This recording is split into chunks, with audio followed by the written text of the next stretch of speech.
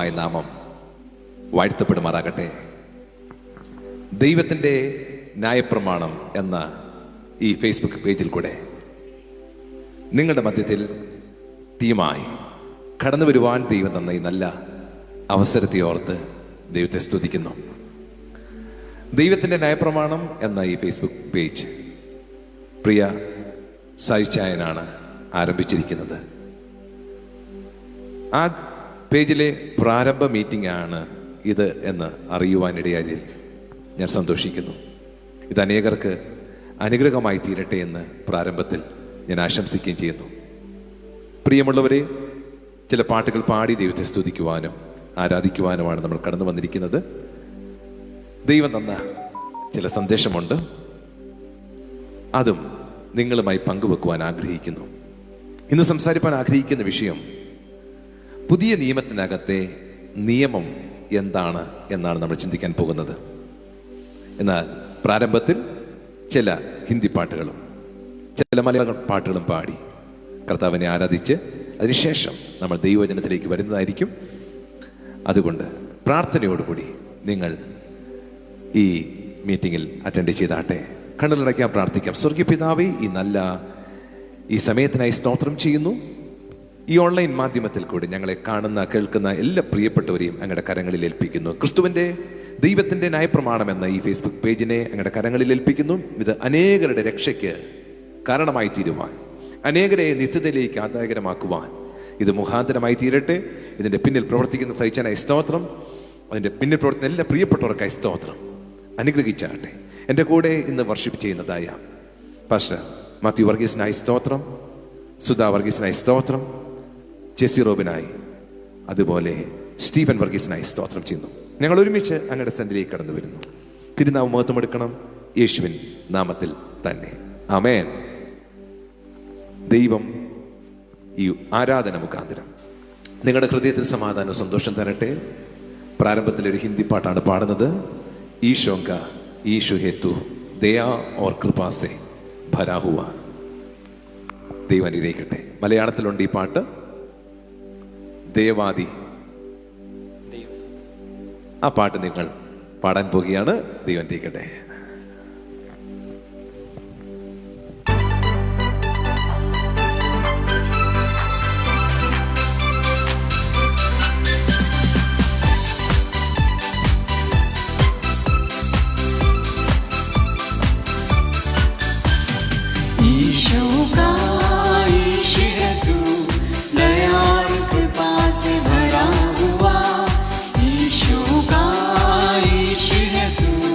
Daya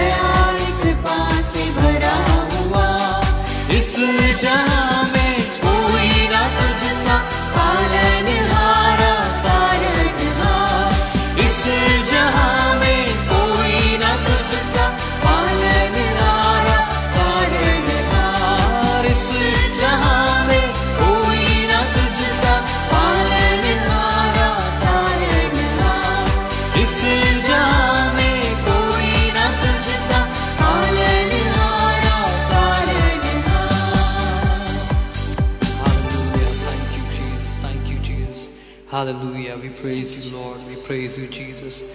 We praise you, Father. Thank you, Jesus. Hallelujah. Hallelujah. Hallelujah. Hallelujah. Dhanyawad Yeshu. Dhanyawad Yeshu. We bless your name, O Jesus. Thank you, Lord. You are holy, God, Father. Thank you, Jesus. Thank you, Father. Thank you, Jesus. Amen.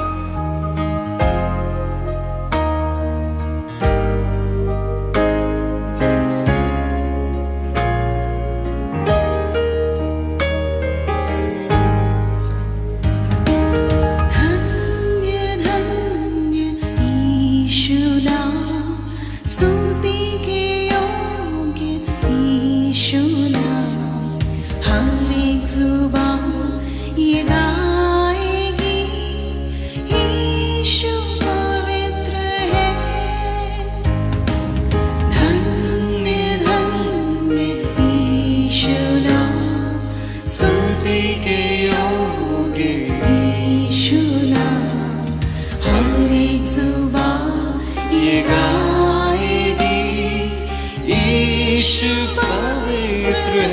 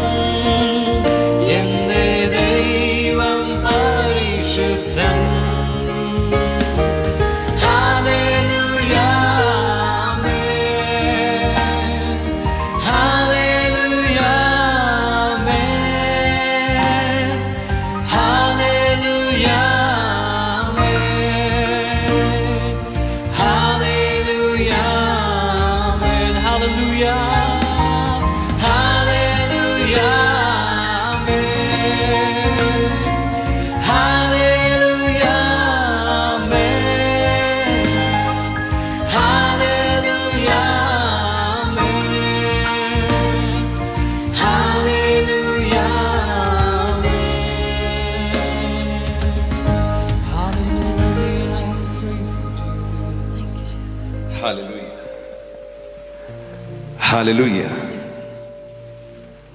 ദൈവത്തിൻ്റെ നാമം മഹത്വമായി തീരട്ടെ. മറ്റൊരു പാട്ടും കൂടെ പാടി ദൈവത്തെ മഹത്വപ്പെടുത്താൻ ആഗ്രഹിക്കുന്നു. ഒരിക്കൽ ഞങ്ങൾ പാടിയിട്ടുള്ളതാണ്. എന്നാൽ ഇന്ന് ആ പാട്ട് വീണ്ടും പാടുവാനൊരു ആഗ്രഹം. മറ്റൊന്നുമല്ല, ഞങ്ങളുടെ കുഞ്ഞ് ജീവനോടിരുന്നപ്പോൾ അവനെ ഏറ്റവും കൂടുതൽ ആകർഷിച്ച, അവൻ മരിക്കുന്നതിന് 2 മാസം മുമ്പാണ് അവൻ ആ പാട്ട് ആദ്യമായി കേൾക്കുന്നതും പിന്നീട് പലപ്പോഴും അവൻ ആ പാട്ട് ശ്രദ്ധിക്കുകയും അതിൻ്റെ 2 വരികൾ ആവർത്തിച്ച് അവൻ പാടിയ ആ പാട്ട്. ബിനു ശ്രാമ്പിക്കൽ എന്ന ഒരു ദൈവദാസനാണ് ആ പാട്ട് എഴുതിയത്. യേശുദാസ് ബ്രദറാണ് അതിന് മ്യൂസിക് കൊടുത്തത്. ബഹറിനുള്ള ജോൺസൺ ബ്രദർ. ആ ഖത്തറിലുള്ള ആ പ്രിയപ്പെട്ടവരോട് ഞാൻ ദൈവത്തിന് നന്ദി പറയുന്നു. ഇത്രത്തോളം നടത്തിയോനെ, ഇതുവരെയും കരുതി എന്നെ, നന്ദി മാത്രം എന്നുള്ള ആ പാട്ട് വീണ്ടും ആ പാട്ട് പാടുവാൻ ആഗ്രഹിക്കുന്നു. എല്ലാത്തിനും ദൈവത്തിന് നന്ദി മാത്രം. ആമേൻ.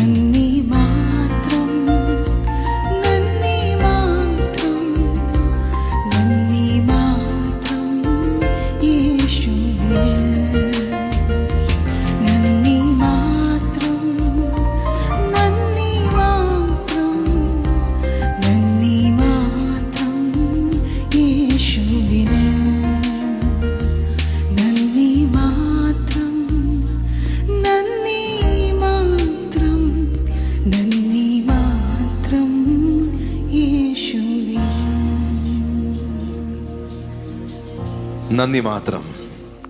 എല്ലാത്തിനും ദൈവത്തിന് നന്ദി മാത്രം. പ്രിയമുള്ളവരെ, ഞങ്ങൾ കടന്നുപോയ അവേദനയുടെ നിമിഷങ്ങൾ ഇപ്പോൾ മധുരമുള്ളൊരു വേദനയായിട്ടാണ് മാറിയിരിക്കുന്നത്. ഞങ്ങളുടെ മകൻ കർത്താവിൻ്റെ കൂടെയാണ് എന്നുള്ള ആ ഒരു ഉറപ്പ്, അവൻ ഞങ്ങളെ പഠിപ്പിച്ചിട്ട് പോയ പാട്ട്, എല്ലാത്തിനും നന്ദി പറയുവാൻ ഏതവസരങ്ങളിലും ധൈര്യത്തോടെ ദൈവം നല്ലവൻ എന്ന് പറയുവാൻ ദൈവം നമുക്ക് അവസരം നൽകി തരികയാണ്. ഹല്ലേലൂയ, ആമേൻ. സ്റ്റീഫൻ ഒന്ന് കൂട്ടിക്കതെ മൈക്കിൻ്റെ ചൂടമാന ഷകതൽക്കിമാന. ഹല്ലേലൂയ. ദൈവത്തിൻ്റെ അതിപരിശുദ്ധമായ നാമം വാഴ്ത്തപ്പെടുമാറാകട്ടെ. ദൈവത്തിൻ്റെ ന്യായപ്രമാണം എന്ന ഈ ഫേസ്ബുക്ക് പേജിൽ കൂടെ നിങ്ങളുടെ മധ്യത്തിലായിരിക്കാൻ ദൈവം തന്ന ഈ നല്ല അവസരത്തെ ഓർത്ത് ഞാൻ ദൈവത്തെ സ്തുതിക്കുക. ഇന്ന് ഈ രാത്രിയിൽ നിങ്ങളുടെ മുമ്പിൽ ഞാൻ കൊണ്ടുവരുന്ന വിഷയം പുതിയ നിയമത്തിൻ്റെ അകത്തുള്ള പ്രമാണം, നിയമം. ആ വിഷയത്തെ ബേസ് ചെയ്തിട്ടാണ് സംസാരിക്കുവാൻ പോകുന്നത്. ദൈവത്തിൻ്റെ ന്യായപ്രമാണം എന്ന് പറയുമ്പോൾ പെട്ടെന്ന് നമുക്ക് മോശയുടെ ന്യായപ്രമാണത്തെക്കുറിച്ചാണ് ഓർമ്മ വരുന്നത്. അതായത് ദൈവം ഇസ്രായേൽ മക്കൾക്ക് മോശ മുഖാന്തരം സീനായി പർവ്വതത്തിൽ വെച്ച് കല്ലിൽ കൊത്തിയ 10 കൽപ്പനകളും അതിനോടനുബന്ധിച്ചുള്ള ഏകദേശം 613 ഉപപ്രമാണങ്ങളും അടങ്ങിയ ന്യായപ്രമാണത്തെക്കുറിച്ചാണ് നമുക്കെല്ലാവർക്കും അറിവുള്ളത്. എന്നാൽ യേശു കർത്താവ് പറഞ്ഞിരിക്കുന്നു, അവൻ പുതിയ നിയമത്തിൻ്റെ മധ്യസ്ഥനായിട്ടാണ് ഈ ഭൂമിയിലേക്ക് വന്നത്. അങ്ങനെ പുതിയ നിയമത്തിൻ്റെ മധ്യസ്ഥനായിട്ടാണ് യേശു വന്നിരിക്കുന്നതെങ്കിൽ പുതിയ നിയമത്തിൻ്റെ അകത്തുള്ള നിയമം ഏതാണ്? നിങ്ങൾ തമ്മിൽ സ്നേഹിക്കണം എന്നുള്ളൊരു പുതിയ കൽപ്പന ഞാൻ നിങ്ങൾക്ക് തരുന്നു എന്ന് കർത്താവ് പറയുന്നുണ്ട്. അതാണോ പുതിയ നിയമത്തിനകത്തുള്ള നിയമം? സോ ഏത് ബേസിലാണ് എന്നെ ദൈവം ന്യായം വിധിക്കാൻ പോകുന്നത്? നമുക്കറിയാം, നമ്മൾ ഇന്ത്യയിലാണ് ജീവിക്കുന്നതെങ്കിൽ ഇന്ത്യക്ക് ഒരു നിയമമുണ്ട്. ഏത് പൗരനും അനുഷ്ഠിക്കേണ്ട ചില കടമകളും കർത്തവ്യങ്ങളും ഉണ്ട്. അത് ലംഘിച്ചു കഴിഞ്ഞാൽ നിയമം അവരെ ശിക്ഷിപ്പാനുള്ള അധികാരം കൊടുക്കുന്നുണ്ട്. ഇന്ത്യയിൽ ആയിരിക്കുമ്പോൾ ഇന്ത്യക്കൊരു നിയമമുണ്ട്. ആ നിയമത്തിനനുസരിച്ച് വേണം ഇവിടുത്തെ പൗരൻ ജീവിക്കുവാൻ, അല്ലെങ്കിൽ ഇവിടെ വരുന്നവർ ജീവിക്കുവാൻ. എന്നാൽ ഇന്ത്യയിൽ ജീവിക്കുന്ന ഞാൻ ഇനി UAE-യിലേക്കോ ഇനി UK-യിലേക്കോ ഇനി US-ലേക്കോ പോയാൽ ഓരോ രാജ്യത്തും ഓരോരോ നിയമങ്ങളാണ്. അവിടുത്തെ നിയമങ്ങളും ഇവിടുന്ന് ചെല്ലുന്ന ഞാൻ അനുഷ്ഠിക്കാൻ ബാധ്യസ്ഥനാണ്. അപ്പോൾ ഏത് രാജ്യത്താണോ ഞാൻ ആയിരിക്കുന്നത് ആ രാജ്യത്തിലെ നിയമമാണ് നമ്മൾ അനുഷ്ഠിക്കേണ്ടത്. പ്രിയമുള്ളവരെ, ദൈവത്തിൻ്റെ വചനം വായിക്കുമ്പോൾ ഒരു നിയമമല്ല 3 നിയമങ്ങളെ കാണുവാൻ കഴിയുന്നുണ്ട്. ഉൽപ്പത്തി തൊട്ട് വെളിപ്പാട് പുസ്തകം വരെ വായിക്കുമ്പോൾ അതിനകത്ത് 3 നിയമങ്ങളെ കാണുവാൻ കഴിയുന്നുണ്ട്. ഈ 3 നിയമത്തിനകത്ത് ഏത് നിയമത്തിനകത്താണ് ഞാനായിരിക്കുന്നത്, ആ നിയമം എന്തു പറയുന്നു, ആ നിയമത്തിനനുസരിച്ച് ഞാൻ ശരിയാണോ തെറ്റാണോ? പ്രിയമുള്ളവരെ, ഈ ഇന്ത്യയിൽ പലപ്പോഴും റോഡ് ക്രോസ് ചെയ്യാനൊന്നും വലിയ നിയമങ്ങളൊന്നും സൃഷ്ടിച്ചു വെച്ചിട്ടില്ല. നമുക്കറിയാം, തിരക്കേറിയ റോഡുകളിൽ സീബ്ര ലൈനുണ്ട്. നമ്മൾ ആ സീബ്ര ലൈനിൽ കൂടെ വേണം പോകുവാൻ. എന്നാൽ എല്ലായിടത്തും സീബ്ര ലൈനൊന്നും വരച്ചു വെച്ചിട്ടില്ല. വിശാലമായി കിടക്കുന്ന ഹൈവേകളും അതേ സ്റ്റേറ്റ് റോഡുകളും അതുപോലെ ലോക്കൽ റോഡുകളൊക്കെയുള്ള നമ്മുടെ ഈ രാജ്യത്ത് എല്ലായിടത്തും സീബ്ര ലൈനൊന്നുമില്ല. അതുകൊണ്ട് തന്നെ നമ്മൾ ഇടത്തും വലത്തും നോക്കിയിട്ട് വാഹനങ്ങളൊന്നും ഇല്ല എന്ന് കണ്ടാൽ നമ്മൾ ഏത് റോഡും ക്രോസ് ചെയ്യാൻ നമ്മൾ ധൈര്യപ്പെടാറുണ്ട്. എന്നാൽ ഈ കാഴ്ചപ്പാടുമായി UAE-യിൽ ചെന്ന ചില ദൈവദാസന്മാർക്ക് അബദ്ധം പറ്റി. അവർക്ക് അപ്പുറത്തെ റോഡ് ക്രോസ് ചെയ്യാൻ വേണ്ടി, അല്ലെങ്കിൽ അപ്പുറത്തേക്ക് പോകാൻ വേണ്ടി, റോഡ് ക്രോസ് ചെയ്യാൻ വേണ്ടി നോക്കി, ഇടത്തും വലത്തും വാഹനങ്ങളില്ല. അവര് ഓടി അപ്പുറത്ത് കയറി. പക്ഷെ അവിടെ ചെന്നപ്പോഴാണ് CID-കൾ കാത്തിരിപ്പുണ്ടായിരുന്നു. എനിക്കറിയാവുന്ന പല ദൈവദാസന്മാർ മാത്രമല്ല, അവിടെ താമസിക്കുന്ന പല ആൾക്കാർക്കും ഈ അബദ്ധങ്ങൾ പറ്റിയിട്ടുണ്ട്. അങ്ങനെ ഇവർ ക്രോസ് ചെയ്തത് കൊണ്ട് നിയമം ലംഘിച്ചു എന്ന് പറഞ്ഞ് 400 ദിനാർ പിഴയിട്ട സംഭവത്തെക്കുറിച്ച് അറിവായിട്ടുണ്ട്. ഒത്തിരി ദൈവദാസന്മാർക്ക് സംഭവിച്ചിട്ടുണ്ട്. പ്രത്യേകിച്ച് ഇന്ത്യയിൽ നിന്ന് പോയിരിക്കുന്ന ശുശ്രൂഷയ്ക്കായി പോയിരിക്കുന്ന ചില ദൈവദാസന്മാർക്ക് സംഭവിച്ച അബദ്ധങ്ങളെക്കുറിച്ച് അവർ പറഞ്ഞതും അവരെക്കുറിച്ച് മറ്റുള്ളവർ പറഞ്ഞതും കേട്ടിട്ടുണ്ട്. ഞാൻ ഇന്ത്യയിൽ റോഡ് ക്രോസ് ചെയ്തപ്പോൾ എന്നെ ആരും പിടിച്ചില്ല, എനിക്കാരും ഫൈനിട്ടില്ല. പക്ഷേ അതേ ഞാൻ UAE ചെന്നപ്പോൾ അവിടുത്തെ റോഡ് ക്രോസ് ചെയ്യുമ്പോൾ എന്നെ ഫൈൻ ഇടുന്നു. അപ്പോൾ ഇവിടെ നിയമമല്ല, അവിടെ നിയമമാണ്. അപ്പോൾ ഏത് രാജ്യത്താണോ നമ്മൾ ആയിരിക്കുന്നത് ആ രാജ്യത്തിൻ്റെ നിയമം പാലിപ്പാൻ നമ്മൾ ബാധ്യസ്ഥനാണ്. ഇന്ത്യയിലെ നിയമം ലംഘിച്ചു എന്ന് പറഞ്ഞ് UAE എന്നെ അറസ്റ്റ് ചെയ്യത്തില്ല. മറിച്ച് UAE നിയമത്തെ ലംഘിച്ചാൽ അവിടെ എന്നെ അറസ്റ്റ് ചെയ്യും. ശരിയല്ലേ? അങ്ങനെയാണെങ്കിൽ ഞാൻ പറഞ്ഞു 3 നിയമങ്ങളുണ്ട് ദൈവത്തിൻ്റെ വചനത്തിൽ. ആ 3 നിയമത്തിനകത്ത് ഏത് നിയമത്തിൻ്റെ കീഴിലാണ് ഞാൻ, അതിൻ്റെ അടിസ്ഥാനത്തിലാണ് എനിക്ക് ന്യായവിധി പോലും വരുന്നത്. ഞാൻ പറഞ്ഞു, ഉൽപ്പത്തി പുസ്തകം തൊട്ട് വായിക്കുമ്പോൾ ആദം പാപം ചെയ്തതിന് ശേഷം പിന്നീട് മനുഷ്യനിൽ സജീവമായി കിടന്ന ഒരു പ്രമാണമാണ് മനസ്സാക്ഷിയുടെ പ്രമാണം. റോമാലേഖനം 2-ാം അധ്യായം വായിക്കുമ്പോൾ ആ മനസ്സാക്ഷിയുടെ പ്രമാണത്തെക്കുറിച്ച് വചനം പറയുന്നുണ്ട്. ദേഹി ദേഹമണ്ഡലത്തിൽ സൃഷ്ടിക്കപ്പെട്ട മനുഷ്യൻ അതിനകത്ത് ആത്മാവ് നഷ്ടമായി ദേഹി അതേ നിയന്ത്രണം ശരീരത്തിന് ഏറ്റെടുത്തപ്പോൾ മനസ്സും വികാരങ്ങളും ഇച്ഛകളും അടങ്ങിയ ദേഹിക്കകത്തു നിന്ന് വന്ന ഒരു പ്രമാണമാണ് മനസ്സാക്ഷിയുടെ പ്രമാണം. ശരിയേതാ തെറ്റേതാ എന്ന് അകം പറയുന്നു. പ്രിയമുള്ളവരെ, സാമൂഹിക നിയമമായി കണക്റ്റഡ് ആണ് മനസ്സാക്ഷിയുടെ പ്രമാണം. അങ്ങനെ ഉൽപ്പത്തി പുസ്തകം തൊട്ട് വായിക്കുമ്പോൾ കാണാൻ കഴിയുന്നത് ആ കാലഘട്ടങ്ങളിൽ എഴുതപ്പെട്ടതോ വാമൊഴിയാൽ പറയപ്പെട്ടതോ ആയ നിയമങ്ങളിൽ ഇല്ലാത്ത കാലത്ത് അവരുടെ അകത്തുള്ള മനസ്സാക്ഷി നിയമമായി വന്ന സമയത്ത് ആ കാലഘട്ടങ്ങളിൽ ജീവിച്ച ഹാബേലിനെ കുറിച്ചും ഹാനോക്കിനെ കുറിച്ചും നോഹിയെക്കുറിച്ചും അബ്രഹാമിനെക്കുറിച്ചും ഇയ്യോബിനെക്കുറിച്ചും യോസഫിനെക്കുറിച്ചും എന്തിന് അധികം പറയുന്നു? മോശയ്ക്ക് ന്യായപ്രമാണം ലഭിക്കുന്നിടം വരെ സകല മനുഷ്യരും ജീവിച്ചത് ആ മനസ്സാക്ഷിയുടെ പ്രമാണത്തിലാണ്. ആ മനസ്സാക്ഷിയുടെ പ്രമാണത്തിൽ ജീവിച്ച ചില ഭക്തന്മാർ നീതിമാന്മാരായി തീർന്ന കാര്യം നമുക്കറിയാം. ഹാബേൽ നീതിമാനെന്ന് അറിയപ്പെടുന്നു, ഹാനോക്ക് നീതിമാനാണെന്ന് അറിയപ്പെടുന്നു, നോഹ നീതിമാനാണെന്ന് അറിയപ്പെടുന്നു, അബ്രഹാം നീതിമാനാണെന്ന് അറിയപ്പെടുന്നു, ഇയ്യോബ് നീതിമാനാണെന്ന് അറിയപ്പെടുന്നു. ഇവരെല്ലാം ജീവിച്ചത് മനസ്സാക്ഷിയുടെ പ്രമാണത്തിലാണ്. എന്നാൽ ഇസ്രായേൽ മക്കൾക്ക് വേണ്ടി ദൈവം സീനായി പർവ്വതത്തിൽ വെച്ച് 10 കൽപ്പനയും അതിനോടനുബന്ധിച്ച് ഏകദേശം 613 ഉപപ്രമാണങ്ങളും കൊടുത്തപ്പോൾ ഇവ ചെയ്യുന്നവൻ ഇവയാൽ ജീവിക്കും എന്ന് പ്രമാണമായി. അങ്ങനെ ഈ ന്യായപ്രമാണം ഇവർക്ക് ലഭിച്ചുവെങ്കിലും ആ ന്യായപ്രമാണ പ്രകാരം ജീവിപ്പാൻ കഴിയാതെ വന്നതുകൊണ്ട് അതൊരു കൊല്ലുന്ന പ്രമാണമായി തീർന്നു എന്ന് കാണുവാൻ കഴിയുന്നു. ചുരുക്കി പറഞ്ഞാൽ ന്യായപ്രമാണത്തിനകത്ത് ഒരുവന് പോലും നീതിമാനായി തീരുവാൻ കഴിഞ്ഞില്ല. അതുകൊണ്ടാണ് യാക്കോബിന്റെ ലേഖനം 2-ാം അധ്യായത്തിൽ പറഞ്ഞത്, ഒരു മനുഷ്യൻ മുഴു ന്യായപ്രമാണം അനുസരിച്ച് നടന്നാലും ഏതെങ്കിലും ഒന്നിൽ തെറ്റിയാൽ അവൻ മുഴു ന്യായപ്രമാണത്തിനും ലംഘിയായിത്തീരുന്നു.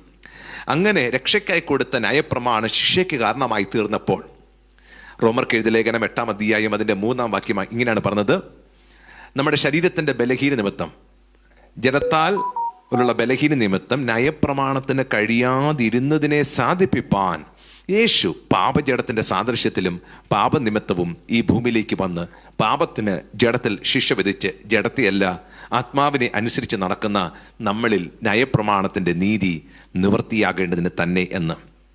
പ്രിയമുള്ളവരെ, നിങ്ങളുടെ ചിന്തയെ ഞാൻ 1 കൊരിന്ത്യർ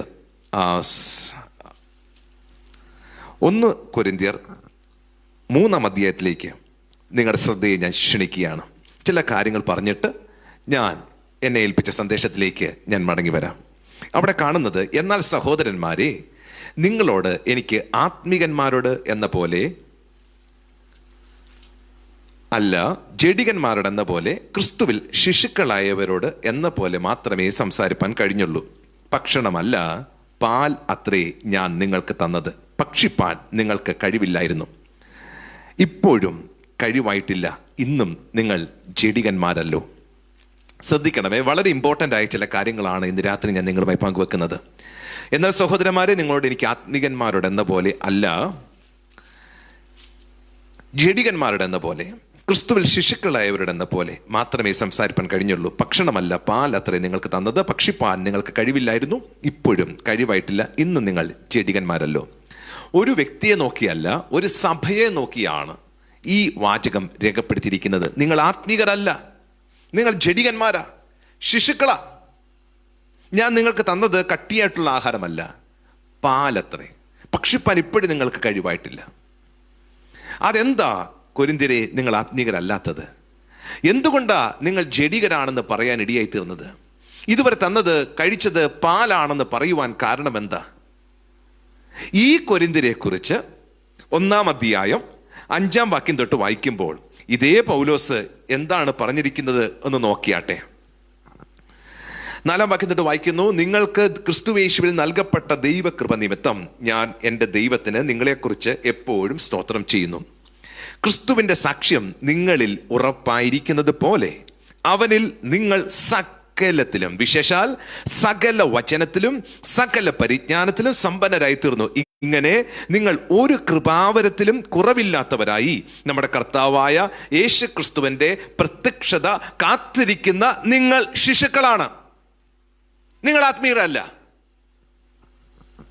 ഇത്രമാത്രം ഗുണഗണങ്ങളുള്ള ഈ കൊരിന്ത്യരെ നോക്കിയാണ് 3-ാം അധ്യായത്തിൽ പറയുന്നത് നിങ്ങൾ ആത്മീയരല്ല, ജഡികന്മാരാ. എന്തൊക്കെയാ ഗുണഗണങ്ങൾ? ക്രിസ്തുവിന്റെ സാക്ഷ്യം നിങ്ങളിൽ ഉറപ്പായിരിക്കുന്നതും, നിങ്ങൾ സകലത്തിലും, വിശേഷ സകല വചനത്തിലും സകല പരിജ്ഞാനത്തിലും സമ്പന്നന്മാരാണ്. ഇങ്ങനെ നിങ്ങൾ ഒരു കൃപാവരത്തിലും കുറവില്ലാത്തവരാണ്. നിങ്ങളെല്ലാവരും കർത്താവായ യേശുക്രിസ്തുവിന്റെ പ്രത്യക്ഷത കാത്തിരിക്കുന്നവരാ. ഇത്രമാത്രം ഗുണഗണങ്ങളുള്ള ഈ കൊരിന്ത്യരെ നോക്കിയാണ് 3-ാം അധ്യായത്തിൽ പൗലോസ് തന്നെ പറയുന്നു നിങ്ങൾ ആത്മീകരല്ല. ഇത്രമാത്രം ഗുണഗണങ്ങളുള്ള കൊരിന്ത്യർ ആത്മീകരല്ലെങ്കിൽ പിന്നെ ആരാ ആത്മീകർ? അപ്പോൾ ആത്മീകനുള്ള നിർവചനം എന്താണ്? എങ്ങനെ തിരിച്ചറിയാൻ പറ്റും ഒരു ആത്മീകനെ? നമ്മുടെ കാഴ്ചപ്പാടിൽ ഇവിടെ പറഞ്ഞിരിക്കുന്നത് പോലെ 1 ക്രിസ്തുവിന്റെ സാക്ഷ്യം ഉറപ്പായി, 2 സകല വചനത്തിലും സകല പരിജ്ഞാനത്തിലും സമ്പന്നരാണ്, ഒരു കൃപാവരത്തിലും കുറവില്ല, ക്രിസ്തുവിന്റെ വരവിന് വേണ്ടി കാത്തിരിക്കുകയാണ്. ഇത്രയൊക്കെ ഗുണഗണങ്ങളുള്ള ഇവർ ആത്മീകരല്ലേ? അല്ലെന്നാണ് പറയുന്നത്. അതെന്തുകൊണ്ട്? അങ്ങനെയാണെങ്കിൽ പൗലോസേ, ആത്മീകനുള്ള നിർവചനം എന്ത്? ആരാണ് ആത്മീകൻ? ആത്മീകൻ ആരാണ് എന്നുള്ള നിർവചന, അല്ലെങ്കിൽ ആത്മീകൻ ആരാണെന്ന് അറിയണമെങ്കിൽ പുതിയ നിയമത്തിലെ നിയമം എന്താണെന്ന് അറിയണം. പുതിയ നിയമത്തിലെ നിയമം എന്താണെന്ന് അറിഞ്ഞാല് ആ നിയമത്തിന്റെ കീഴിൽ ആത്മീകന്റെ നിർവചനം എന്താണെന്ന് മനസ്സിലാക്കാൻ പറ്റത്തുള്ളൂ. പ്രിയമുള്ളവരെ, അല്പം കൂടെ വിശദമായി പറഞ്ഞാൽ 2-ാം അധ്യായത്തിലേക്ക് വന്നാട്ടെ. നിങ്ങളുടെ ശ്രദ്ധയെ ഞാൻ 2-ാം അധ്യായത്തിലേക്ക് വരുത്തുകയാണ്. 3-ാം അധ്യായത്തിന്റെ 1-ാം വാക്യവും 1-ാം അധ്യായം നമ്മൾ കണ്ടു. ഇനി 2-ാം അധ്യായത്തിൽ എന്തുകൊണ്ടാണ് ഇങ്ങനൊരു വിഷയത്തിലേക്ക് വരുവാൻ പൗലോസ് ഇടയായി തീർന്നത് എന്നൊക്കെയുള്ള കാര്യങ്ങൾ അവിടെ രേഖപ്പെടുത്തിയിട്ടുണ്ട്. ഞാൻ വായിപ്പാൻ ആഗ്രഹിക്കുന്നു. ഞാനും സഹോദരന്മാരെ, നിങ്ങളുടെ അടുക്കൽ വന്നപ്പോൾ വചനത്തിൻ്റെയോ ജ്ഞാനത്തിൻ്റെയോ വൈഭവം കൂടാതെ അത്രേ ദൈവത്തിൻ്റെ സാക്ഷ്യം നിങ്ങളോട് പ്രസ്താവിപ്പാൻ വന്നത്. ക്രൂശിക്കപ്പെട്ടവനായ യേശുക്രിസ്തുവിനെ അല്ലാതെ മറ്റൊന്നും അറിയാത്തവനായി നിങ്ങളുടെ ഇടയിൽ ഇരിക്കണം എന്ന് ഞാൻ നിർണയിച്ചു. ഞാൻ ബലഹീനതയോടും ഭയത്തോടും വളരെ നടുക്കത്തോടും കൂടെ നിങ്ങളുടെ ഇടയിൽ ഇരുന്നു. നിങ്ങളുടെ വിശ്വാസത്തിന് മനുഷ്യരുടെ ജ്ഞാനമല്ല, ദൈവത്തിൻ്റെ ശക്തി തന്നെ ആധാരമായിരിക്കേണ്ടതിന് എൻ്റെ വചനവും എൻ്റെ പ്രസംഗവും ജ്ഞാനത്തിൻ്റെ വശീകരണ വാക്കുകളാൽ അല്ല, ആത്മാവിൻ്റെയും ശക്തിയുടെയും പ്രദർശനത്താലത്രേ ആയിരുന്നത്. ആമേൻ. ഇവിടെ ദൈവത്തിൻ്റെ വചനം പറയുന്നത് ശ്രദ്ധിച്ചാട്ടെ. ഞാൻ നിങ്ങളുടെ അടുക്കൽ വന്നത് ബലഹീനതയോടും ഭയത്തോടും വളരെ നടുക്കത്തോടും കൂടെയാണ്. നിങ്ങളുടെ വിശ്വാസത്തിന് മനുഷ്യന്റെ ജ്ഞാനമല്ല, ദൈവത്തിന്റെ ശക്തി തന്നെ ആധാരമായിരിക്കേണ്ടതിന് എൻ്റെ വചനവും എൻ്റെ പ്രസംഗവും ജ്ഞാനത്തിന്റെ വശീകരണ വാക്കുകളാൽ അല്ല, ആത്മാവിൻ്റെയും ശക്തിയുടെയും പ്രദർശനത്താൽ അത്രേ ആയിരുന്നത്. അത് പാലായിരുന്നു എന്നാണ് 3-ാം അധ്യായത്തിൽ പറയുന്നത്. ശ്രദ്ധിച്ചാട്ടെ. ആത്മാവിൻ്റെയും ശക്തിയുടെയും, ഹല്ലേലൂയ, ആത്മാവിൻ്റെ ശക്തിയുടെയും പ്രദർശനത്താൽ താൻ ചെയ്ത ശുശ്രൂഷകൾ അത് തികച്ചും പാലായിരുന്നു. ഞാൻ കട്ടിയായിട്ടുള്ള ആഹാരം നിങ്ങൾക്ക് തന്നിട്ടില്ല. നിങ്ങൾ ശിശുക്കളായിരുന്നു, പാലായിരുന്നു. ഒന്നുകൂടെ പറഞ്ഞാൽ അത്ഭുതങ്ങളെയും അടയാളങ്ങളെയും വീര്യപ്രവർത്തികളെയും ഫോക്കസ് ചെയ്ത് ആത്മാവിൻ്റെ ശക്തിയിൽ ആശ്രയിച്ച് ദൈവിക ശുശ്രൂഷകൾ പൗലോസ് അവിടെ ചെയ്തു. അവിടെ ജ്ഞാനത്തിൻ്റെ ഒരു വശീകരണ വാക്കുകൾ പോലും പറഞ്ഞില്ല. ഞാൻ തന്നതൊന്നും കട്ടിയായിട്ടുള്ള ആഹാരമായിരുന്നില്ല, ഞാൻ തന്നത് പാലായിരുന്നു. ഞാൻ വളരെ ഭയത്തോടും നടുക്കത്തോടും വിറയലോടും കൂടിയാണ് നിങ്ങളുടെ ഇടയിൽ ഇരുന്നത്. ക്രൂശിക്കപ്പെട്ട ക്രിസ്തുവിനെ അല്ലാതെ മറ്റൊന്നും അറിയാത്തവനായി ഞാൻ നിങ്ങളുടെ ഇടയിൽ ഇരിക്കണമെന്ന് ആഗ്രഹിച്ചു. അതും പാലായിരുന്നുവെന്ന്. എന്നാൽ അടുത്ത 6-ാം വാക്യം പറയുന്നു, എന്നാൽ തികഞ്ഞവരുടെയിൽ തികഞ്ഞവരുടെ ഇടയിൽ എമംഗ് മച്ചുവേർഡ്, നിങ്ങൾ ശിശുക്കളായിരുന്നു. ആ ശിശുക്കളായ നിങ്ങളുടെ അടുക്കൽ ഞാൻ പാല് മാത്രമാണ് തന്നത്. എന്നാൽ എമംഗ് മച്ചുവേർഡ്, പക്വത പ്രാപിച്ചവരുടെ ഇടയിൽ, തികഞ്ഞവരുടെ ഇടയിൽ ഞങ്ങൾ ജ്ഞാനം സംസാരിക്കുന്നു. ഈ ലോകത്തിന്റെ ജ്ഞാനമല്ല, നശിച്ചു പോകുന്നവരായ ഈ ലോകത്തിന്റെ പ്രഭുക്കന്മാരുടെ ജ്ഞാനവുമല്ല. ദൈവം ലോക സൃഷ്ടിക്ക് മുൻപേ നമ്മുടെ തേജസ്സിനായി മുൻ നിയമിച്ചതും മറഞ്ഞിരുന്നതുമായ ദൈവത്തിന്റെ ജ്ഞാനമത്രേ മർമ്മമായി ഞങ്ങൾ പ്രസ്താവിക്കുന്നത്. അത് ഈ ലോകത്തിന്റെ പ്രഭുക്കന്മാർ ആരും അറിഞ്ഞില്ല. അറിഞ്ഞിരുന്നു എങ്കിൽ അവർ തേജസ്സിന്റെ കർത്താവിനെ ക്രൂശിക്കില്ലായിരുന്നു. ആമേൻ. തികഞ്ഞവരുടെ ഇടയിൽ, എമംഗ് മച്ചുവേർഡ്, പക്വത പ്രാപിച്ചവരുടെ ഇടയിൽ ഞങ്ങൾ ജ്ഞാനം സംസാരിക്കുന്നു. ആ ജ്ഞാനം ഈ ലോകത്തിന്റെ ജ്ഞാനമല്ല, നശിച്ചു പോകുന്നവരായ ഈ ലോകത്തിന്റെ പ്രഭുക്കന്മാരുടെ ജ്ഞാനവുമല്ല. മറിച്ച് ദൈവം ലോക സൃഷ്ടിക്ക് മുമ്പേ നമ്മുടെ തേജസ്സിനായി മുൻ നിയമിച്ചത്, മറഞ്ഞിരുന്നത്, ഇവിടെ ദൈവത്തിന്റെ ജ്ഞാനമായി മർമ്മമായി ഞങ്ങൾ നിങ്ങളോട് പ്രസ്താവിക്കുന്നു. എൻ്റെ നിങ്ങളുടെ തേജസ്സിന് വേണ്ടി മുൻ നിയമിച്ചതും മറഞ്ഞിരുന്നതുമായ മർമ്മമാണ് ആത്മാവിൽ ഇവിടെ വെളിപ്പെടുത്തുന്നത്. ഇത് വെളിപ്പെട്ട് കിട്ടിക്കഴിയുമ്പോൾ നിങ്ങളുടെ നിലവാരം മാറും. ഹല്ലേലൂയ. ഇത് ലോകത്തിന്റെ പ്രഭുക്കന്മാർ ആരും അറിഞ്ഞില്ല. അറിഞ്ഞിരുന്നുവെങ്കിൽ അവർ തേജസ്സിന്റെ കർത്താവിനെ ക്രൂശിക്കില്ലായിരുന്നു എന്ന് വചനം പറയുന്നു. ദൈവം തന്നെ സ്നേഹിക്കുന്നവർക്ക് വേണ്ടി ഒരുക്കിയിട്ടുള്ളത് ഒരു കണ്ണ് കണ്ടിട്ടില്ല, ചെവി കേട്ടിട്ടില്ല, ഒരു മനുഷ്യന്റെയും ഹൃദയത്തിൽ തോന്നിയിട്ടുമില്ല എന്നിങ്ങനെ എഴുതിയിരിക്കുന്നില്ല. പലപ്പോഴും നമ്മുടെ ആൾക്കാർ പ്രാർത്ഥിക്കുമ്പോൾ ഉപയോഗിക്കുന്ന ഒരു വാക്കാണ് ദൈവം തന്നെ സ്നേഹിക്കുന്നവർക്ക് വേണ്ടി ഒരുക്കിയിട്ടുള്ളത്. ഒരു കണ്ണ് കണ്ടിട്ടില്ല, ചെവി കേട്ടിട്ടില്ല, ഒരു മനുഷ്യന്റെയും ഹൃദയത്തിൽ തോന്നിയിട്ടുമില്ല. പ്രിയമുള്ളവരെ, കൊട്ടേഷൻ ഇട്ടൊരു വാക്ക് പറയുമ്പോൾ അത് പറയുന്നത് ഈ എഴുത്തുകാരൻ്റെ വാക്കല്ല, മറ്റാരോ പറഞ്ഞതിനെ എടുത്ത് ഉദ്ധരിക്കുക, അതിനോട് അനുകൂലിക്കുകയും പ്രതികൂലിക്കുകയും ചെയ്യാം. പലപ്പോഴും നമ്മൾ ആ വാക്യം മാത്രമാണ് എടുക്കുന്നത്. അതിനെക്കുറിച്ച് എഴുത്തുകാരൻ എന്താണ് പറയാനുള്ളത് അത് ശ്രദ്ധിക്കാറില്ല. ഇവിടെ എന്താ പറഞ്ഞത്? ദൈവം തന്നെ സ്നേഹിക്കുന്നവർ കൊണ്ട് ഒരുക്കിയിട്ടുള്ളത് കണ്ണ് കണ്ടിട്ടില്ല, ചെവി കേട്ടിട്ടില്ല, ഒരു മനുഷ്യന്റെയും ഹൃദയത്തിൽ തോന്നിയിട്ടുമില്ല എന്ന് എഴുതിയിരിക്കുന്നല്ലോ. എന്നാൽ നമുക്കോ ദൈവം തൻ്റെ ആത്മാവിനാൽ വെളിപ്പെടുത്തിയിരിക്കുന്നു. അവർ കണ്ടിട്ടില്ല, കേട്ടിട്ടില്ല, അറിഞ്ഞിട്ടില്ല എന്ന് പറഞ്ഞ് പോകേണ്ടവരല്ല നമ്മൾ. ദൈവം തൻ്റെ ആത്മാവിനാൽ നമുക്ക് വെളിപ്പെടുത്തിയിരിക്കുന്നു. ആത്മാവ് സകലത്തെയും ദൈവത്തിൻ്റെ ആഴങ്ങളെയും ആരായുന്നു. മനുഷ്യനുള്ളത് അവൻ്റെ മനുഷ്യാത്മാവല്ലാതെ മനുഷ്യരിൽ ആർ അറിയും. ഞാൻ ഈ ഭാഗത്തിലേക്ക് വീണ്ടും മടങ്ങി വരാം. അതിനു മുമ്പ് ഞാൻ ചില കാര്യങ്ങൾ പറയട്ടെ. ഇവിടെ ദൈവത്തിൻ്റെ വചനം വായിക്കുമ്പോൾ നമുക്ക് അറിയാൻ കഴിയുന്നൊരു കാര്യം, നമ്മുടെ തേജസ്സിനായി ദൈവം മുൻ നിയമിച്ചത് മറഞ്ഞിരുന്നതുമായ ചില മർമ്മങ്ങളെക്കുറിച്ച് അത് ലോകത്തിന്റെ പ്രഭുക്കന്മാർ അറിഞ്ഞിട്ടില്ല. ഇത് കട്ടിയായിട്ടുള്ള ആഹാരമാണ്, അത് ശിശുക്കൾക്ക് വേണ്ടിയുള്ളതല്ല. അതുകൊണ്ട് തന്നെ ഹല്ലേലൂയ, ഇത് ദൈവത്തിന് പ്രസാദമായി നമുക്ക് വെളിപ്പെടുത്തി തരുവാൻ.